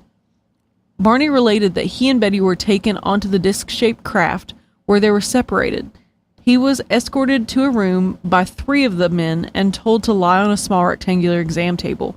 Unlike Betty, Barney's narrative of the exam was less detailed, as he continued to keep his eyes closed for most of the exam. A cup-like device was placed over his genitals. He did not experience any orgasms, though Barney thought that a sperm sample had been taken. You have to get freaked out when you think about that. Absolutely. All right, sorry, go ahead. The men scraped his skin and peered into his eyes and mouth. A thin tube or cylinder was inserted in his bottom and quickly removed. Someone felt his spine and seemed to be counting his vertebrae. Betty reported a conversation with the leader that she understood in English. Barney said he heard two of them speaking in a murmuring language that he did not understand, yet he also understood them in English. Betty also mentioned this detail. A few times they communicated with him. Barney said it seemed to be thought transference. At that time, he was unfamiliar with the word telepathy. Both Betty and Barney stated that they hadn't observed the beings' mouths moving when they communicated in English with them. He recalled being escorted from the ship and taken to his car in a daze. He watched the ship leave. Barney remembered a light appearing on the road. He said, "Oh no, not again." He recalled Betty's speculation that the light might have been the moon, though the moon had in fact set several hours earlier. He also stated that he attempted to produce the code-like buzzing sounds, which seemed to strike the car's trunk a second time by driving from side to side and stopping and starting the vehicle. His attempt was unsuccessful. So what do you make of that? I mean, what can you make of that? That sounds extremely traumatizing for them. Yeah, and it just furthers it for me, you know. I want to say in an update real quick, Robert Schaefer released 48 pages of archived documents relating to from Dr. Simon and Philip Klass about the subject of Betty and Barney's adventure, I guess you could say. It's actually on the internet if you want to look that up. So there you go. Cool. Yeah. I don't know about that one. There's a lot of damn details to that one, and they're both having these things, and it says something. I don't know what, but it says something. Well, all right, then let's got you. Yeah, you still got us. Okay. All right. Did you have something else you wanted to say on it, or do you want to move on? No, we can move on. Okay. I just wanted to add that, yeah, I still feel that like that's a credible account. I agree. I do. You know, for all the points we made earlier. Mm-hmm. And I'm feeling pretty creeped out. Well, that's the way it should be. I think we're supposed to be afraid. They're don't get too afraid though, because they love our fear after all. All right, let's take on another super famous case, the Travis Walton incident. Do you know that one by heart, or do you need one of us to read it? Travis Walton. You better read it. All right. It's pretty short. The Travis Walton UFO incident was an alleged abduction of American logger by a UFO on November 5th, 1975. Oh, yeah. I didn't recall his name. Well, you can have it. Go right ahead. What do you know? No, you're fine. Well, I do know that this is what they based the film Fire in the Sky on. Oh, okay. Which I was unable to watch for many years. Well, he went missing, and he showed back up after 5 days. The case received mainstream publicity and remains one of the best known stories ever. Skeptics considered a hoax, of course. But he wrote a book about it in 1978 called The Walton Experience, which was adapted in the film Fire in the Sky in 1993. The claims are he was working on a lumber crew in Arizona, and when riding in a truck with 6 of his coworkers, they encountered a saucer-shaped object hovering above them. He claims that he left the truck and approached it when a beam of light suddenly appeared from the craft, knocking him to the ground. The other 6 men were frightened, bless you, and supposedly drove away. He claimed that he awoke in a hospital-like room. What's that? I said, thanks, guys. Being observed by 3 short, bald creatures. When they left, a person entered the room wearing some sort of helmet and led him to another room where 3 more people put on a clear plastic mask over his face, and he blacked out. He's claimed to remember nothing else until he found himself walking along a highway with a saucer departing above him. Again, that's nuts. It is. I don't mean that in a, that didn't happen kind of way. That's just so terrible to think about, I guess. It is. I agree. I don't know. These are all scary. They are. I'm looking over the other ones. All right. So what do you guys want to talk about that one? What about that one strikes you, besides that the guys are buttholes for leaving them? Because that sucks. Totally work. Yeah. But at the same time, I wouldn't blame him. No, I mean, that has multiple witnesses. You know, that's... It's true. You know, I've heard skeptics say that these guys, they ran off and they reported their friend missing because something had happened in the woods. You know, either they accidentally killed him or lost him or something, and they felt guilty about it and were trying to shift the blame from themselves. But what shoots that down for me is I think that when he did return, he would have just been open about that. Right. He's been like, you know, somebody tried to put a hatchet in my head and, you know, left me for dead. But yeah, he was clear. He was clearly distraught. I think he went to the sheriff station, the local station, when he returned, didn't he? Yeah, he did. And was reported to be clearly distraught. And there were markings all over his body. I've always believed that case personally. Because again, I guess it's the deal that there were witnesses, and they could have said anything. They could have come clean that, you know, oh, he disappeared in the sky, and right, or they could have, you know, said he was eaten by a bear. You know, they could have said anything, yeah. but all of it, everybody's accounts remain consistent throughout the whole event. Have you ever seen the movie? I bought it, but I actually haven't got around to watching it yet. I watched it fairly recently, and it wasn't as traumatic as when I tried to watch it as a kid. Well, that's good. But what happens to him on board the craft is pretty terrifying, and I think that probably solidified a lot of people's fears of abduction. They do some pretty brutal things to him. Darkfall says travis-walton.com claims to be the official website, so if you want to check that out. And it does sound like too much work for a hoax. I agree with that. I think it's just a lot of effort for very little. You know, like, what are the other 5 guys getting out of it, or was it 6 other guys? Was it him and 5 or 6 and him? Regardless, what are they getting out of the hoax? Yeah, that's just something that's going to discredit you or haunt you for the rest of your life. You know? Absolutely. It's like you're those dudes that got drunk in the woods and claimed you saw a UFO. It really is. It really is like that, isn't it? Well, I wish I could add more to these. I feel these are like the morgue stories. It's like you give what you know. Yeah, I mean, these are just stories, you know. And I think we're at that point where we're just kind of sharing these accounts and kind of enjoying the creepiness of it. Right. Because it is creepy. It is. It's absolutely creepy. Do you have any that you'd like to share? I was going to talk about one.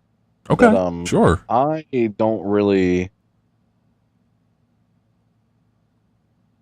Are you familiar with Stan Romanek? We are. We actually haven't watched the. It's on Netflix. You told us about. We haven't watched it yet, but I'm familiar with him. Yeah. He put a documentary out. I think it was produced by him. So he has experienced many strange things throughout his life. And I don't know if he's one of those that he's kind of made a career out of this. Right. So I think that dings his credibility to me personally. But he's had a lot of interesting things happen that can't really be explained. One of the stories he shared that I liked was the incident with the sighting on his house. He had been experiencing these strange abduction-like events throughout his life, and he finally installed like a security camera, motion detection cameras around his house. One night, there was like a flash of light, and the camera went dead. Now let me step back. I think he saw some strange shadows in the yard on the camera. And then there's a flash of light and the camera goes dead. He goes outside to investigate it the next day, and the siding of his house is charred. And the camera is just completely dead. Isn't that the way it goes? It's hard to learn this field, ghosts and aliens. Stop it. Allow us to capture you and in some form, at least, to talk about. I guess that may defeat the purpose, though, huh? I've always cool about the story. Go ahead. My thought was not exactly related, so go right ahead. So you could say, oh, well, it was lightning or something hit his house, but what makes this story really strange is he goes to the store or for some reason he leaves his house, goes to Walmart to get groceries or whatever, and he comes back and there are men replacing the siding of his house. What? And yeah, and all they'll tell him is that your landlord asked us to do this. We were scheduled to do this like a month ago, and nobody will talk to him. Like he's like, what company are you from? And they're in like an unmarked van, and he's like, could you leave some of that siding? I'd like to keep some of it, and they refused. They absolutely refused to leave any trace of any of that there. So he calls up his landlord and he tells him what's going on. And he's like, I don't know of any of this. He's like, your siding is fine. Like, why would I want to replace it? And he hadn't even been told. He hadn't told anybody about this event, about like the siding being damaged and whatever that ball of light was or anything like that. Yeah. So the next day, these dudes just show up and they start replacing his siding, which if that's the government, I guess that's kind of nice. But, yeah, well, how often do they do something nice? But that's what I found interesting about that story. Is that, beyond the video, yeah, there's that. That's crazy. All right, so that's on Netflix, you guys. Search Stan Romanek. Is that it? Mm-hmm. Romanek. Just search Stan R.O. and it'll come up. And check that out, because I've got it added. The other day I watched, what was it, Unacknowledged? And that's a great documentary, you guys. Yeah, it is. Yeah. Especially on the disclosure topic. Mm-hmm. Highly recommend that. Yeah, absolutely. Like, if you want to dabble into some shadow government and some people who actually knew, and sure, some conspiracy theories, but it's just awful funny. Things align sometimes, So, now, talking about Stan, before we leave him. Oh no, we'll stay on him. I think what we'll do is we'll save the other stories and do like a part 2 of abduction stories, and we'll talk some more about Stan tonight if you want to. So go ahead, yeah. Well, there's not much more to say. There's a lot that discredits him, or maybe not. I don't know. It's all up for debate. That's so true. But in this documentary, if you want to see some gray aliens, some footage of some that is supposedly real, taken with his home camera equipment, it's on there in that documentary. He shares that one incident of one of them peeking through his bathroom window, and another one just steps into his kitchen. Ugh. And looks right at him. So, well, hopefully it wasn't a bathroom window that was double paned and had poo down the middle. I'm just gonna full circle, baby, full circle. So Dark Falls asked, the contractors in black. Is that what you said? There we go. Yeah. I would imagine that. Said that they were normal. That's what I was thinking. I'm sorry. I was just thinking the men in black. He raises a good point that actually got my brain churning again, because I was thinking about that earlier. I was like, the men in black, they're scary and they're doing stuff and you don't know why, you don't know who they are, and nobody else seems to know. So absolutely, the contractors in black. I agree. See, that's what makes me believe that the men in black are kind of more involved with whatever the reptilian race are, or if there's this mantis race or insectoid race. Because they kind of seem to be operating on the outside of the other things that we're seeing, right, in the skies, and it seems to me that you really only hear of Men in Black sightings from certain types of UFO shapes in the sky. People said, I've seen like a cigar shape or whatever, and then you see the Men in Black, so I think it's kind of related to the species, right? Whatever's going on. Mm-hmm. No, it's not really a silly thought though, Dark Falls. I think that was my first thought. I think it's very plausible. I think the Men in Black kind of keep us separated. They keep the questions. We don't get answers because of them. I believe that. They are the keeper of the keys. Yeah, they are. We need Jupiter to intervene, and they're not, and it's not yet.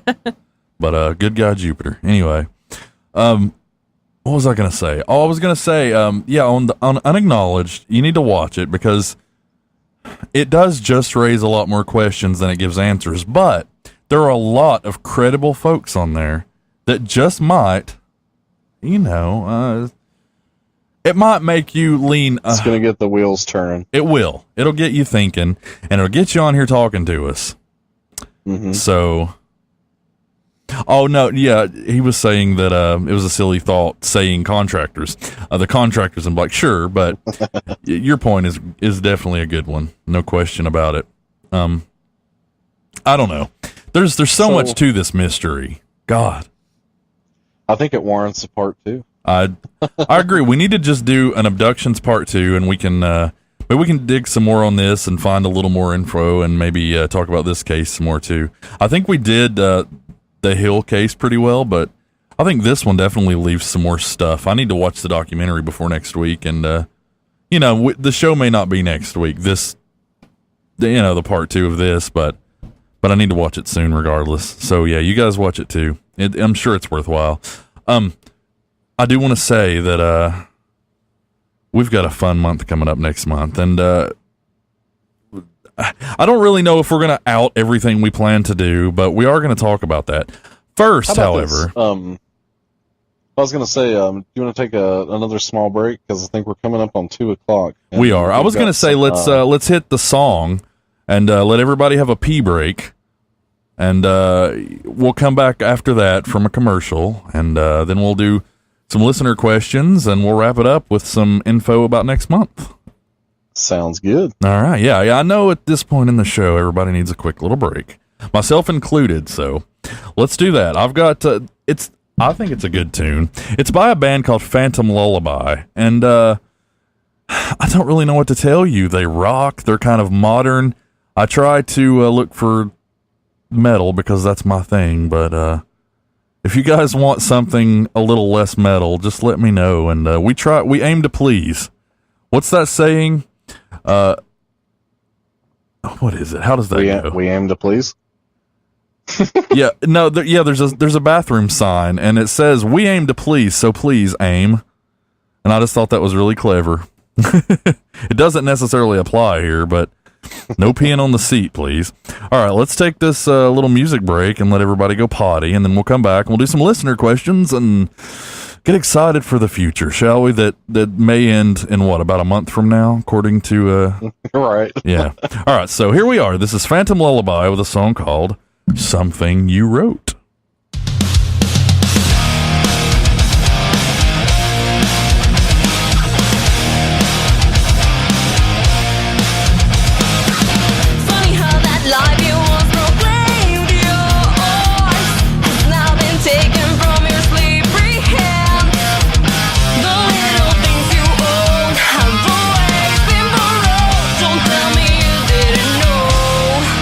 Because all this time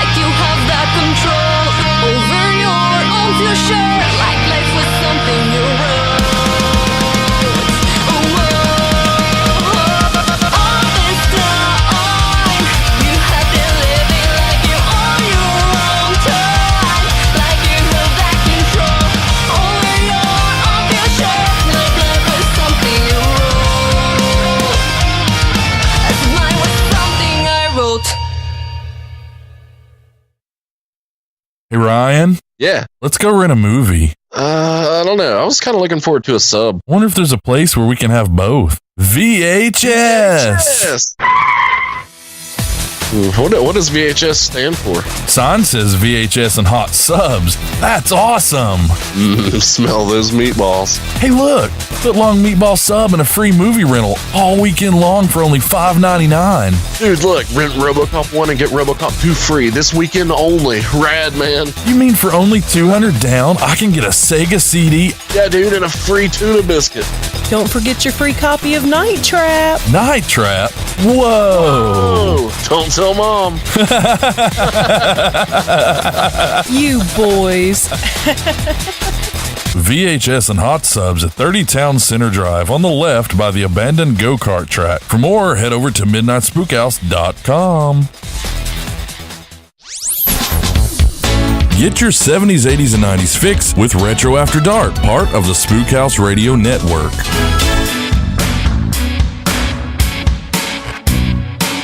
Spook House Radio. And we have returned. So, I thought it was a pretty rocking little tune. I don't know if anybody else heard it because you may have been at the party, but Ryan, it clearly was. I think we beat Ryan back. Is that true, Ryan? Did we beat you back? Hey, are you there? We did. We beat you back, didn't we? No, I had my phone on mute. Oh, fair enough. I want to say that I realize that the songs aren't relevant to the paranormal, but I'm a huge fan of music.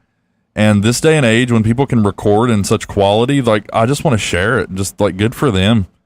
Man, I wish when I was coming up and in bands and stuff and things that we had any kind of equipment like that. Like, I was playing a $130 guitar for, like, 15 years, you know? And I still have it and love it. So, and I went through amp after amp after amp, and they were all meh. None of them were great. They were all decent. But anyway, so yeah, I would like to keep up with it. If you guys hate it, let us know. Anyway, now let's get to the listener questions, and there's some good ones. We're only going to do 2 this week. Is that all right, Ryan? Let's omit a couple. And let's just do 2 since we're kind of short on time. Yeah, we're about at time, so 2's good. All right, Megan, would you like to read the first question? Sure. Has there ever been a case of ghosts leaving slime behind? Many call it ectoplasm. Is it a real phenomenon? And this comes from Vivian Vankman. How cute. That is very cute. That's a good question. And Ryan, I know you're itching to do this one because you're always talking about ectoplasm. Well, Tobin's spirit guide says that it is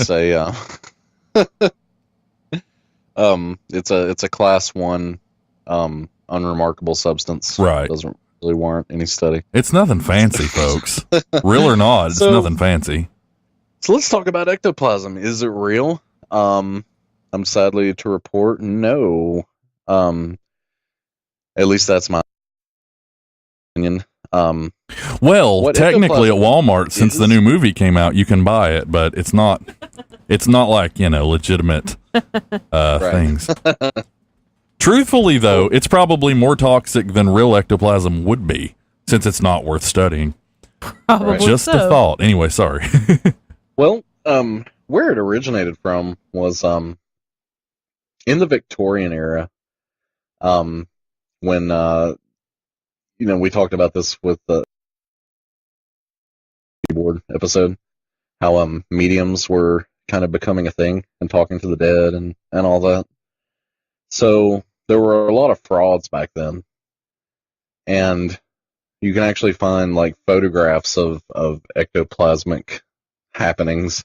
Right. And what it was oftentimes the thought or the science behind ectoplasm was we're going to manifest some kind of psychic material.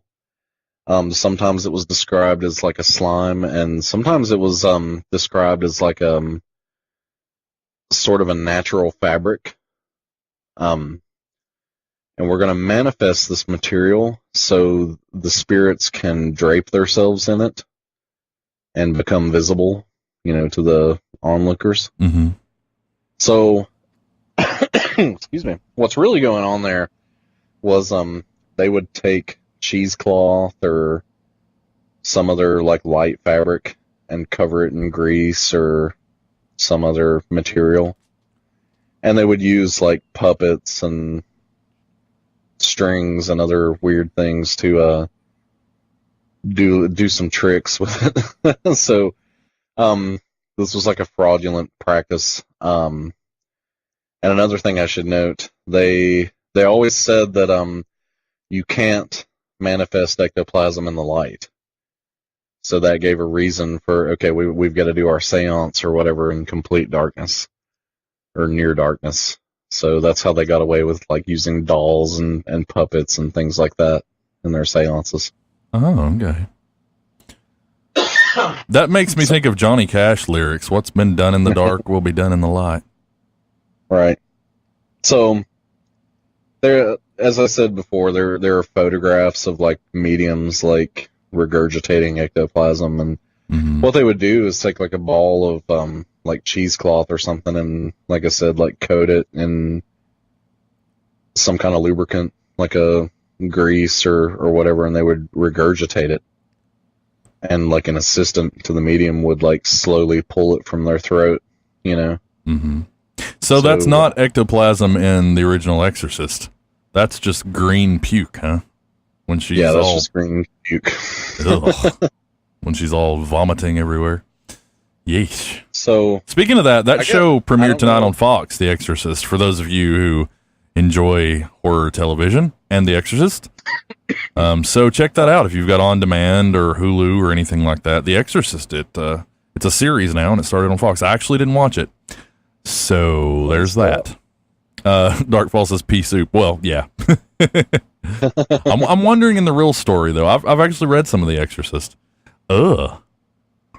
Megan brought up an ectoplasm photo off Pinterest, which obviously is a reputable news source. But no, she didn't mean it like that. But that's it's creepy looking. So you can tell when you look at those old photos that it's clearly they're stupid. Really, it's these look like rags, like literally, like yeah. Like how in theater, for blood, they would like throw like a red scarf or something. That's exactly what this looks like. Exactly. And they would present these photos as like the real deal. It's ridiculous.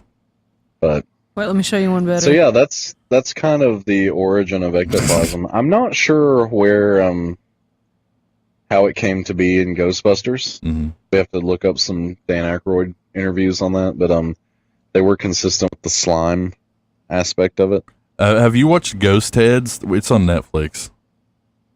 Yes, I have. Okay, I actually haven't. I started the other day, and then I stopped to watch the Unacknowledged. I decided I wanted real paranormal in my life. So, Ghost Heads is good though. That's cool. It's kind of like the Trekkies documentary. You know what? I really like that. I'm a Trekkie sort of. I'm not like they are, but I'm a Star Trek fan. Now I want to remind you guys that there was a time where liking Star Trek was one of the nerdiest, most I'll never have a girlfriend things you could possibly do. Now we regard these things as cool. So that's about the only cool thing about the times. I didn't know you liked Star Trek. I do. We bought the original series on Blu-ray, and it comes with the animated series with it, which is really cool.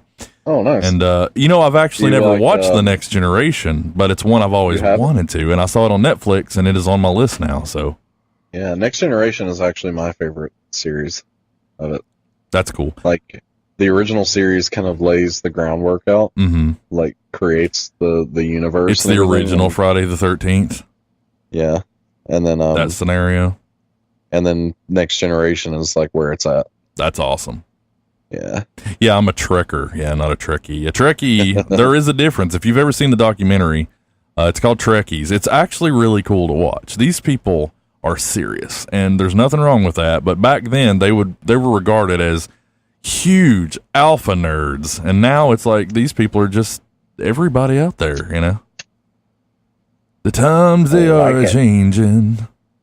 It's my Dylan. So I watched the animated series when it was released. That's cool.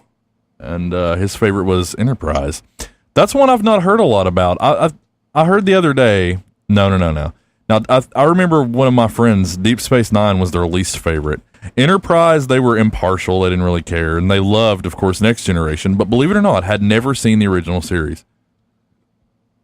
I always find that odd when you've not seen the original. I think we need to do a Star Trek episode of Rad or something. Yeah, I'm down for that. We got a Ghostbusters episode we got to do next month. Anyway, we'll get to what we're doing next month in a minute. Well, yes, Daddy, get us back on track. Yeah. On ectoplasm, one last thing I was going to say. So is it a real phenomenon? No, I don't think ghosts don't leave slime behind, like in a Ghostbusters sense. I don't think anybody's ever had an account for that. I happen to concur with that. Yeah. And unfortunately, the origins of ectoplasm, or if that's what you still consider it to be, is fraudulent. Mm-hmm. So, well, there you have it. So it's not a thing. It's fictional. It's good that that's known, though. So it's not just another one of those questions that when it comes out is fictional, that everybody's like, see, all the stuff you think about paranormal, none of it's real. You know. I think the book's pretty well closed on that, which is a cool thing too. You know, we go over the why of so many things each Friday. Mm-hmm. But there are some things that, you know, people back then, you know, I'm sure there were people that were interested in this stuff that would have had a podcast, you know, right. days. But you know, that's one of the things where, you know, they may have asked back then, you know, is this real? Like, what's going on there and everything? And the case is kind of closed on it, you know, so that I think it's still interesting and still worthy to bring up examples like that. Yeah, because for a time, you know, it was debatable, mm-hmm. you know? Yeah. I mean, if Ghostbusters was all you really had to go on when you first got into it, then ectoplasm's real. They talk about it like it is. Oh my God. There's a picture of a lady sitting in a chair, and she's got this white, it looks like the Halloween, like cobwebs, like throw. Like cheesecloth. She's got it like hanging out from her skirt as if I can't say it tastefully, so I'm just not going to say it, but you get the point. She's exuding ectoplasm. She's exuding it from her skirt as if it's real ectoplasm. Like, how bored were these people? Whoa, I can't believe this is happening. Yeah, my mom has ectoplasm in her and yours doesn't. My mom is better than yours. And we're going to take pictures of it for proof. Like, you know, even back then, camera quality was fine because we're looking at it on an HD phone and it looks clearly some kind of cloth. Ridiculous. Yeah, it's ridiculous. All right, so good question, fun question, and something we're going to talk about in a minute. Now, question 2, Ryan, if you would like to take this one. Sure. Are you, this is the question, are you familiar with theories of, quote unquote, this man visiting people in their dreams? Do you have any thoughts on it, and have you ever experienced it? So, for everybody listening, this comes from T Green. So, great question, T. If you want to follow along with us, go to thisman.org. If you guys will do that now to see what they're talking about, because I've heard a little about this. Let me know when you see this man's face. Yeah, I'm sorry. We were grabbing a link for Dark Falls, and anybody else who's listening, no problem. Dark Falls, Ectopoop. Yes, the picture of this man also. Okay, yeah. I will do that right now for you, everyone, whoever. I have never dreamed of this man, but I've heard of this before, and it's super creepy. It's what, like a composite of the most average features of people you meet, or whatever, something like that. Isn't that the way it goes? That's one of the theories. So, people all over the world have reported dreaming about this guy, that face. Mm-hmm. And a lot of it's positive. You know, he'll give them like life advice and things like that, and some creepy dreams here and there. So there's some theories about what's going on. One, what you stated, that this is kind of like when our mind takes the features of everyone that we've ever seen and kind of composites that this is like the average composition of all the faces, all the features out there, and we all, as the human race, just kind of end up with the same similar sort of face. Have you ever seen a guy and that you felt like, I wouldn't recognize him in a crowd of two? I couldn't remember him because he just looks like everybody. And that's what I feel about this man, but I want to hear the other ideas about him. So some people, and I think that this is a stretch, really, I don't believe this, say that this is the face of God. That he looks like a creepy wooden panel television salesman or something. I don't think God looks that way, in my opinion, but what do I know? So that's one of the theories. And I think that's really... I've lost my mouse. Your mouse what? is Your mouse? My mouse. Oh. Yeah, it's seriously gone. Crap. Let's see if I can get their keyboard. Sorry, everyone. No worries. Take your time, man. I'm going to say that he looks like the type of guy. He would approach the kid in the store and be like, does your dad have a house? You guys watch TV? Like, he would sell to children. All right, now I'm just killing time with my thoughts while Ryan finds what he's looking for. So I don't know. Yeah, I'm with you on that. I think that this is just kind of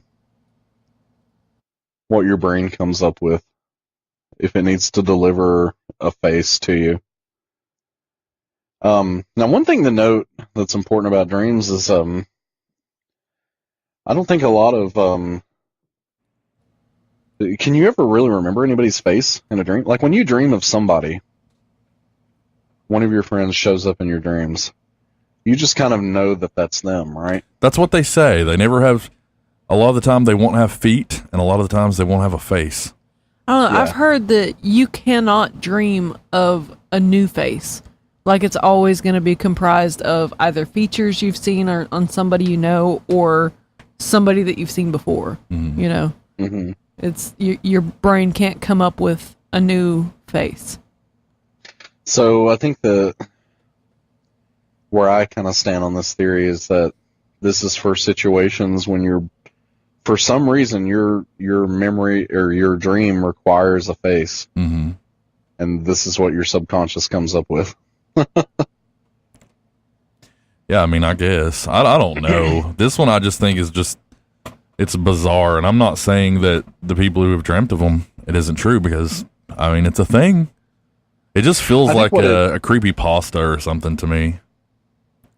Maybe a little bit. I think it all comes down to what your dreams mean for you, what you think personally dreams are. Are they a prediction of the future? Are they, your mind just kind of clearing out the cache for the day? Right. Or... trying to make sense of your anxieties, things like that. It just kind of comes down to what you feel dreams mean to you personally. And I think that kind of gives you the answer of the significance of this face. Or I've never dreamt of this before, so I don't have any personal accounts of this. Like I said, when I dream of people, like if a friend shows up in my dream, it's weird. I can't really... You just kind of assume that it's them. You can remember their voice, and your mind kind of acknowledges that that's them. Right. But that's it, really.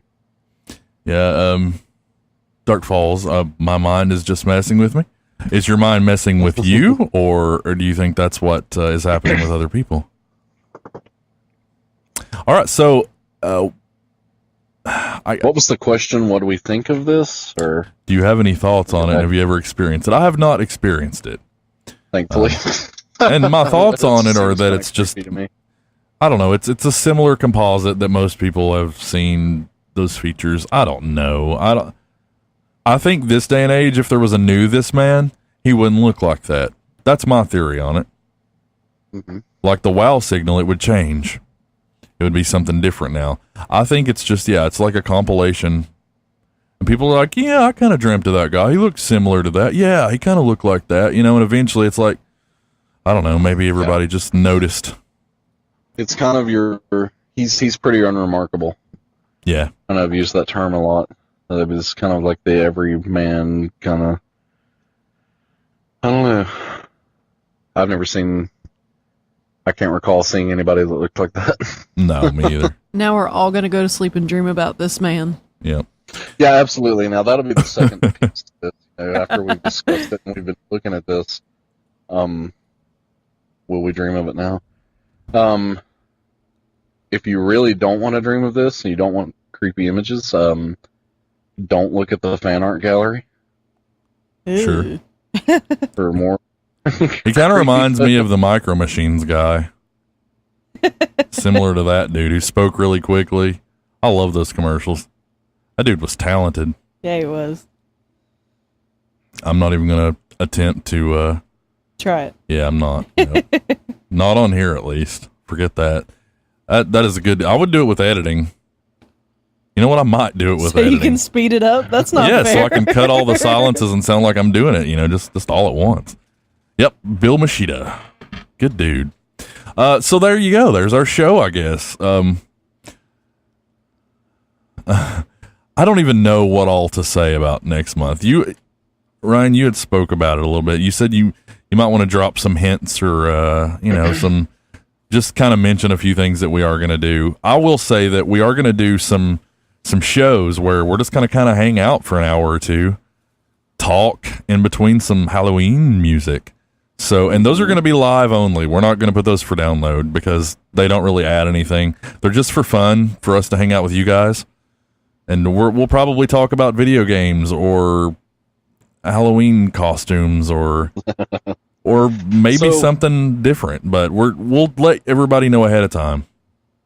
Go ahead. Yeah, so this coming Tuesday, we'll go more into everything we've got planned for the month. Because as you know, it's Halloween month.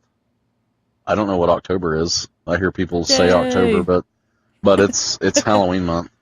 That it is. To me, anyway. What's cool about it is that Halloween falls on the last day of it, so all month gets to be Halloween month. Oh, whereas in Christmas month, it's over on the 25th, Christmas month and Halloween month. Chris month.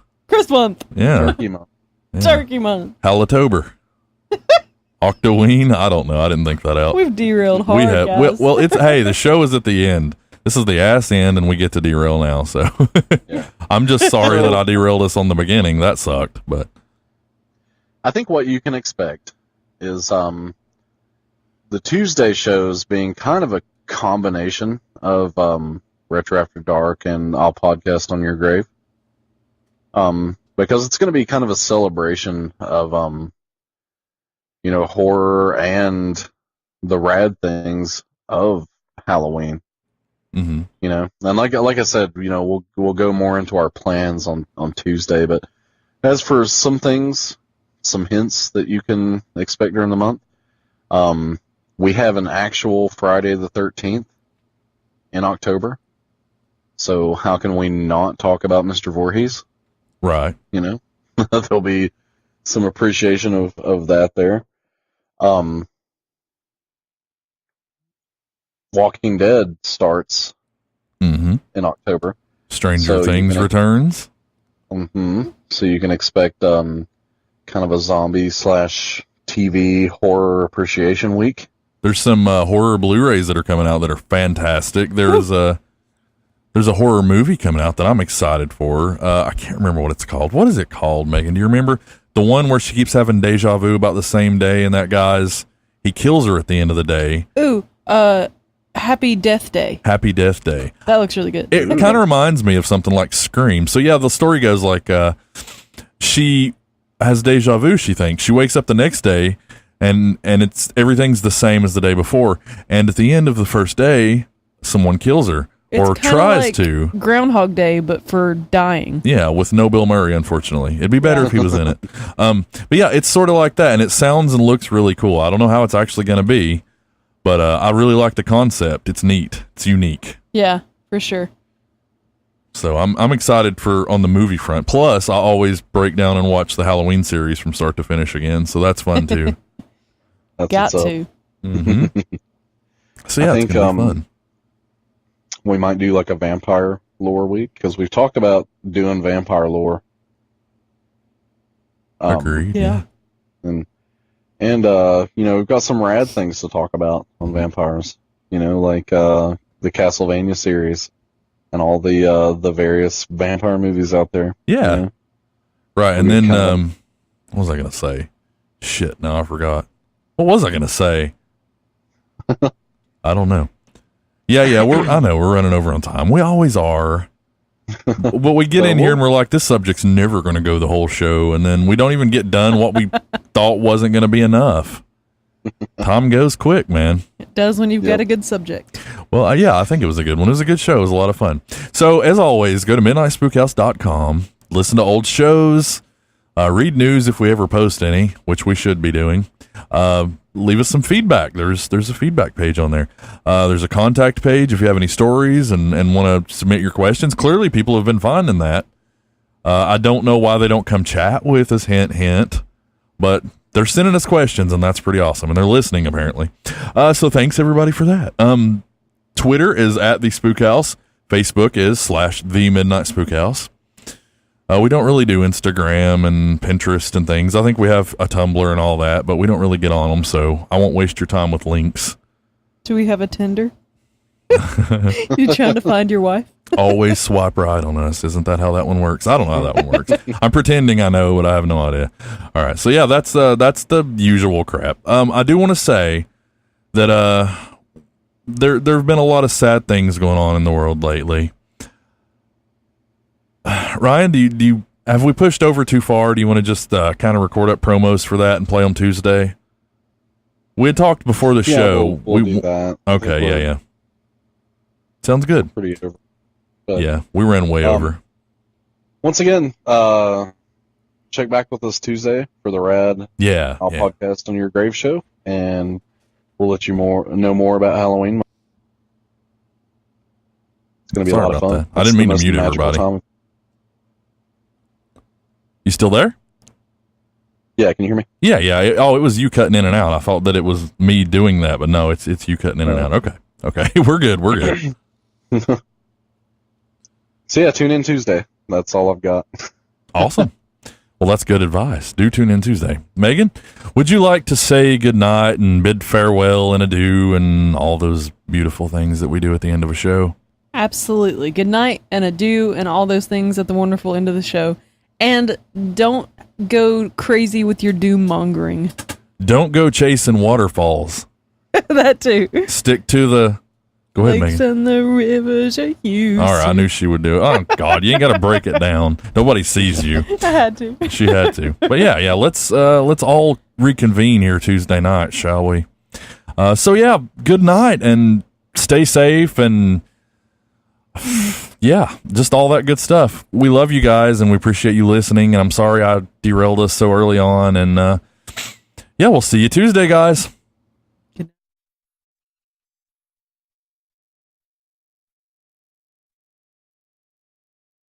You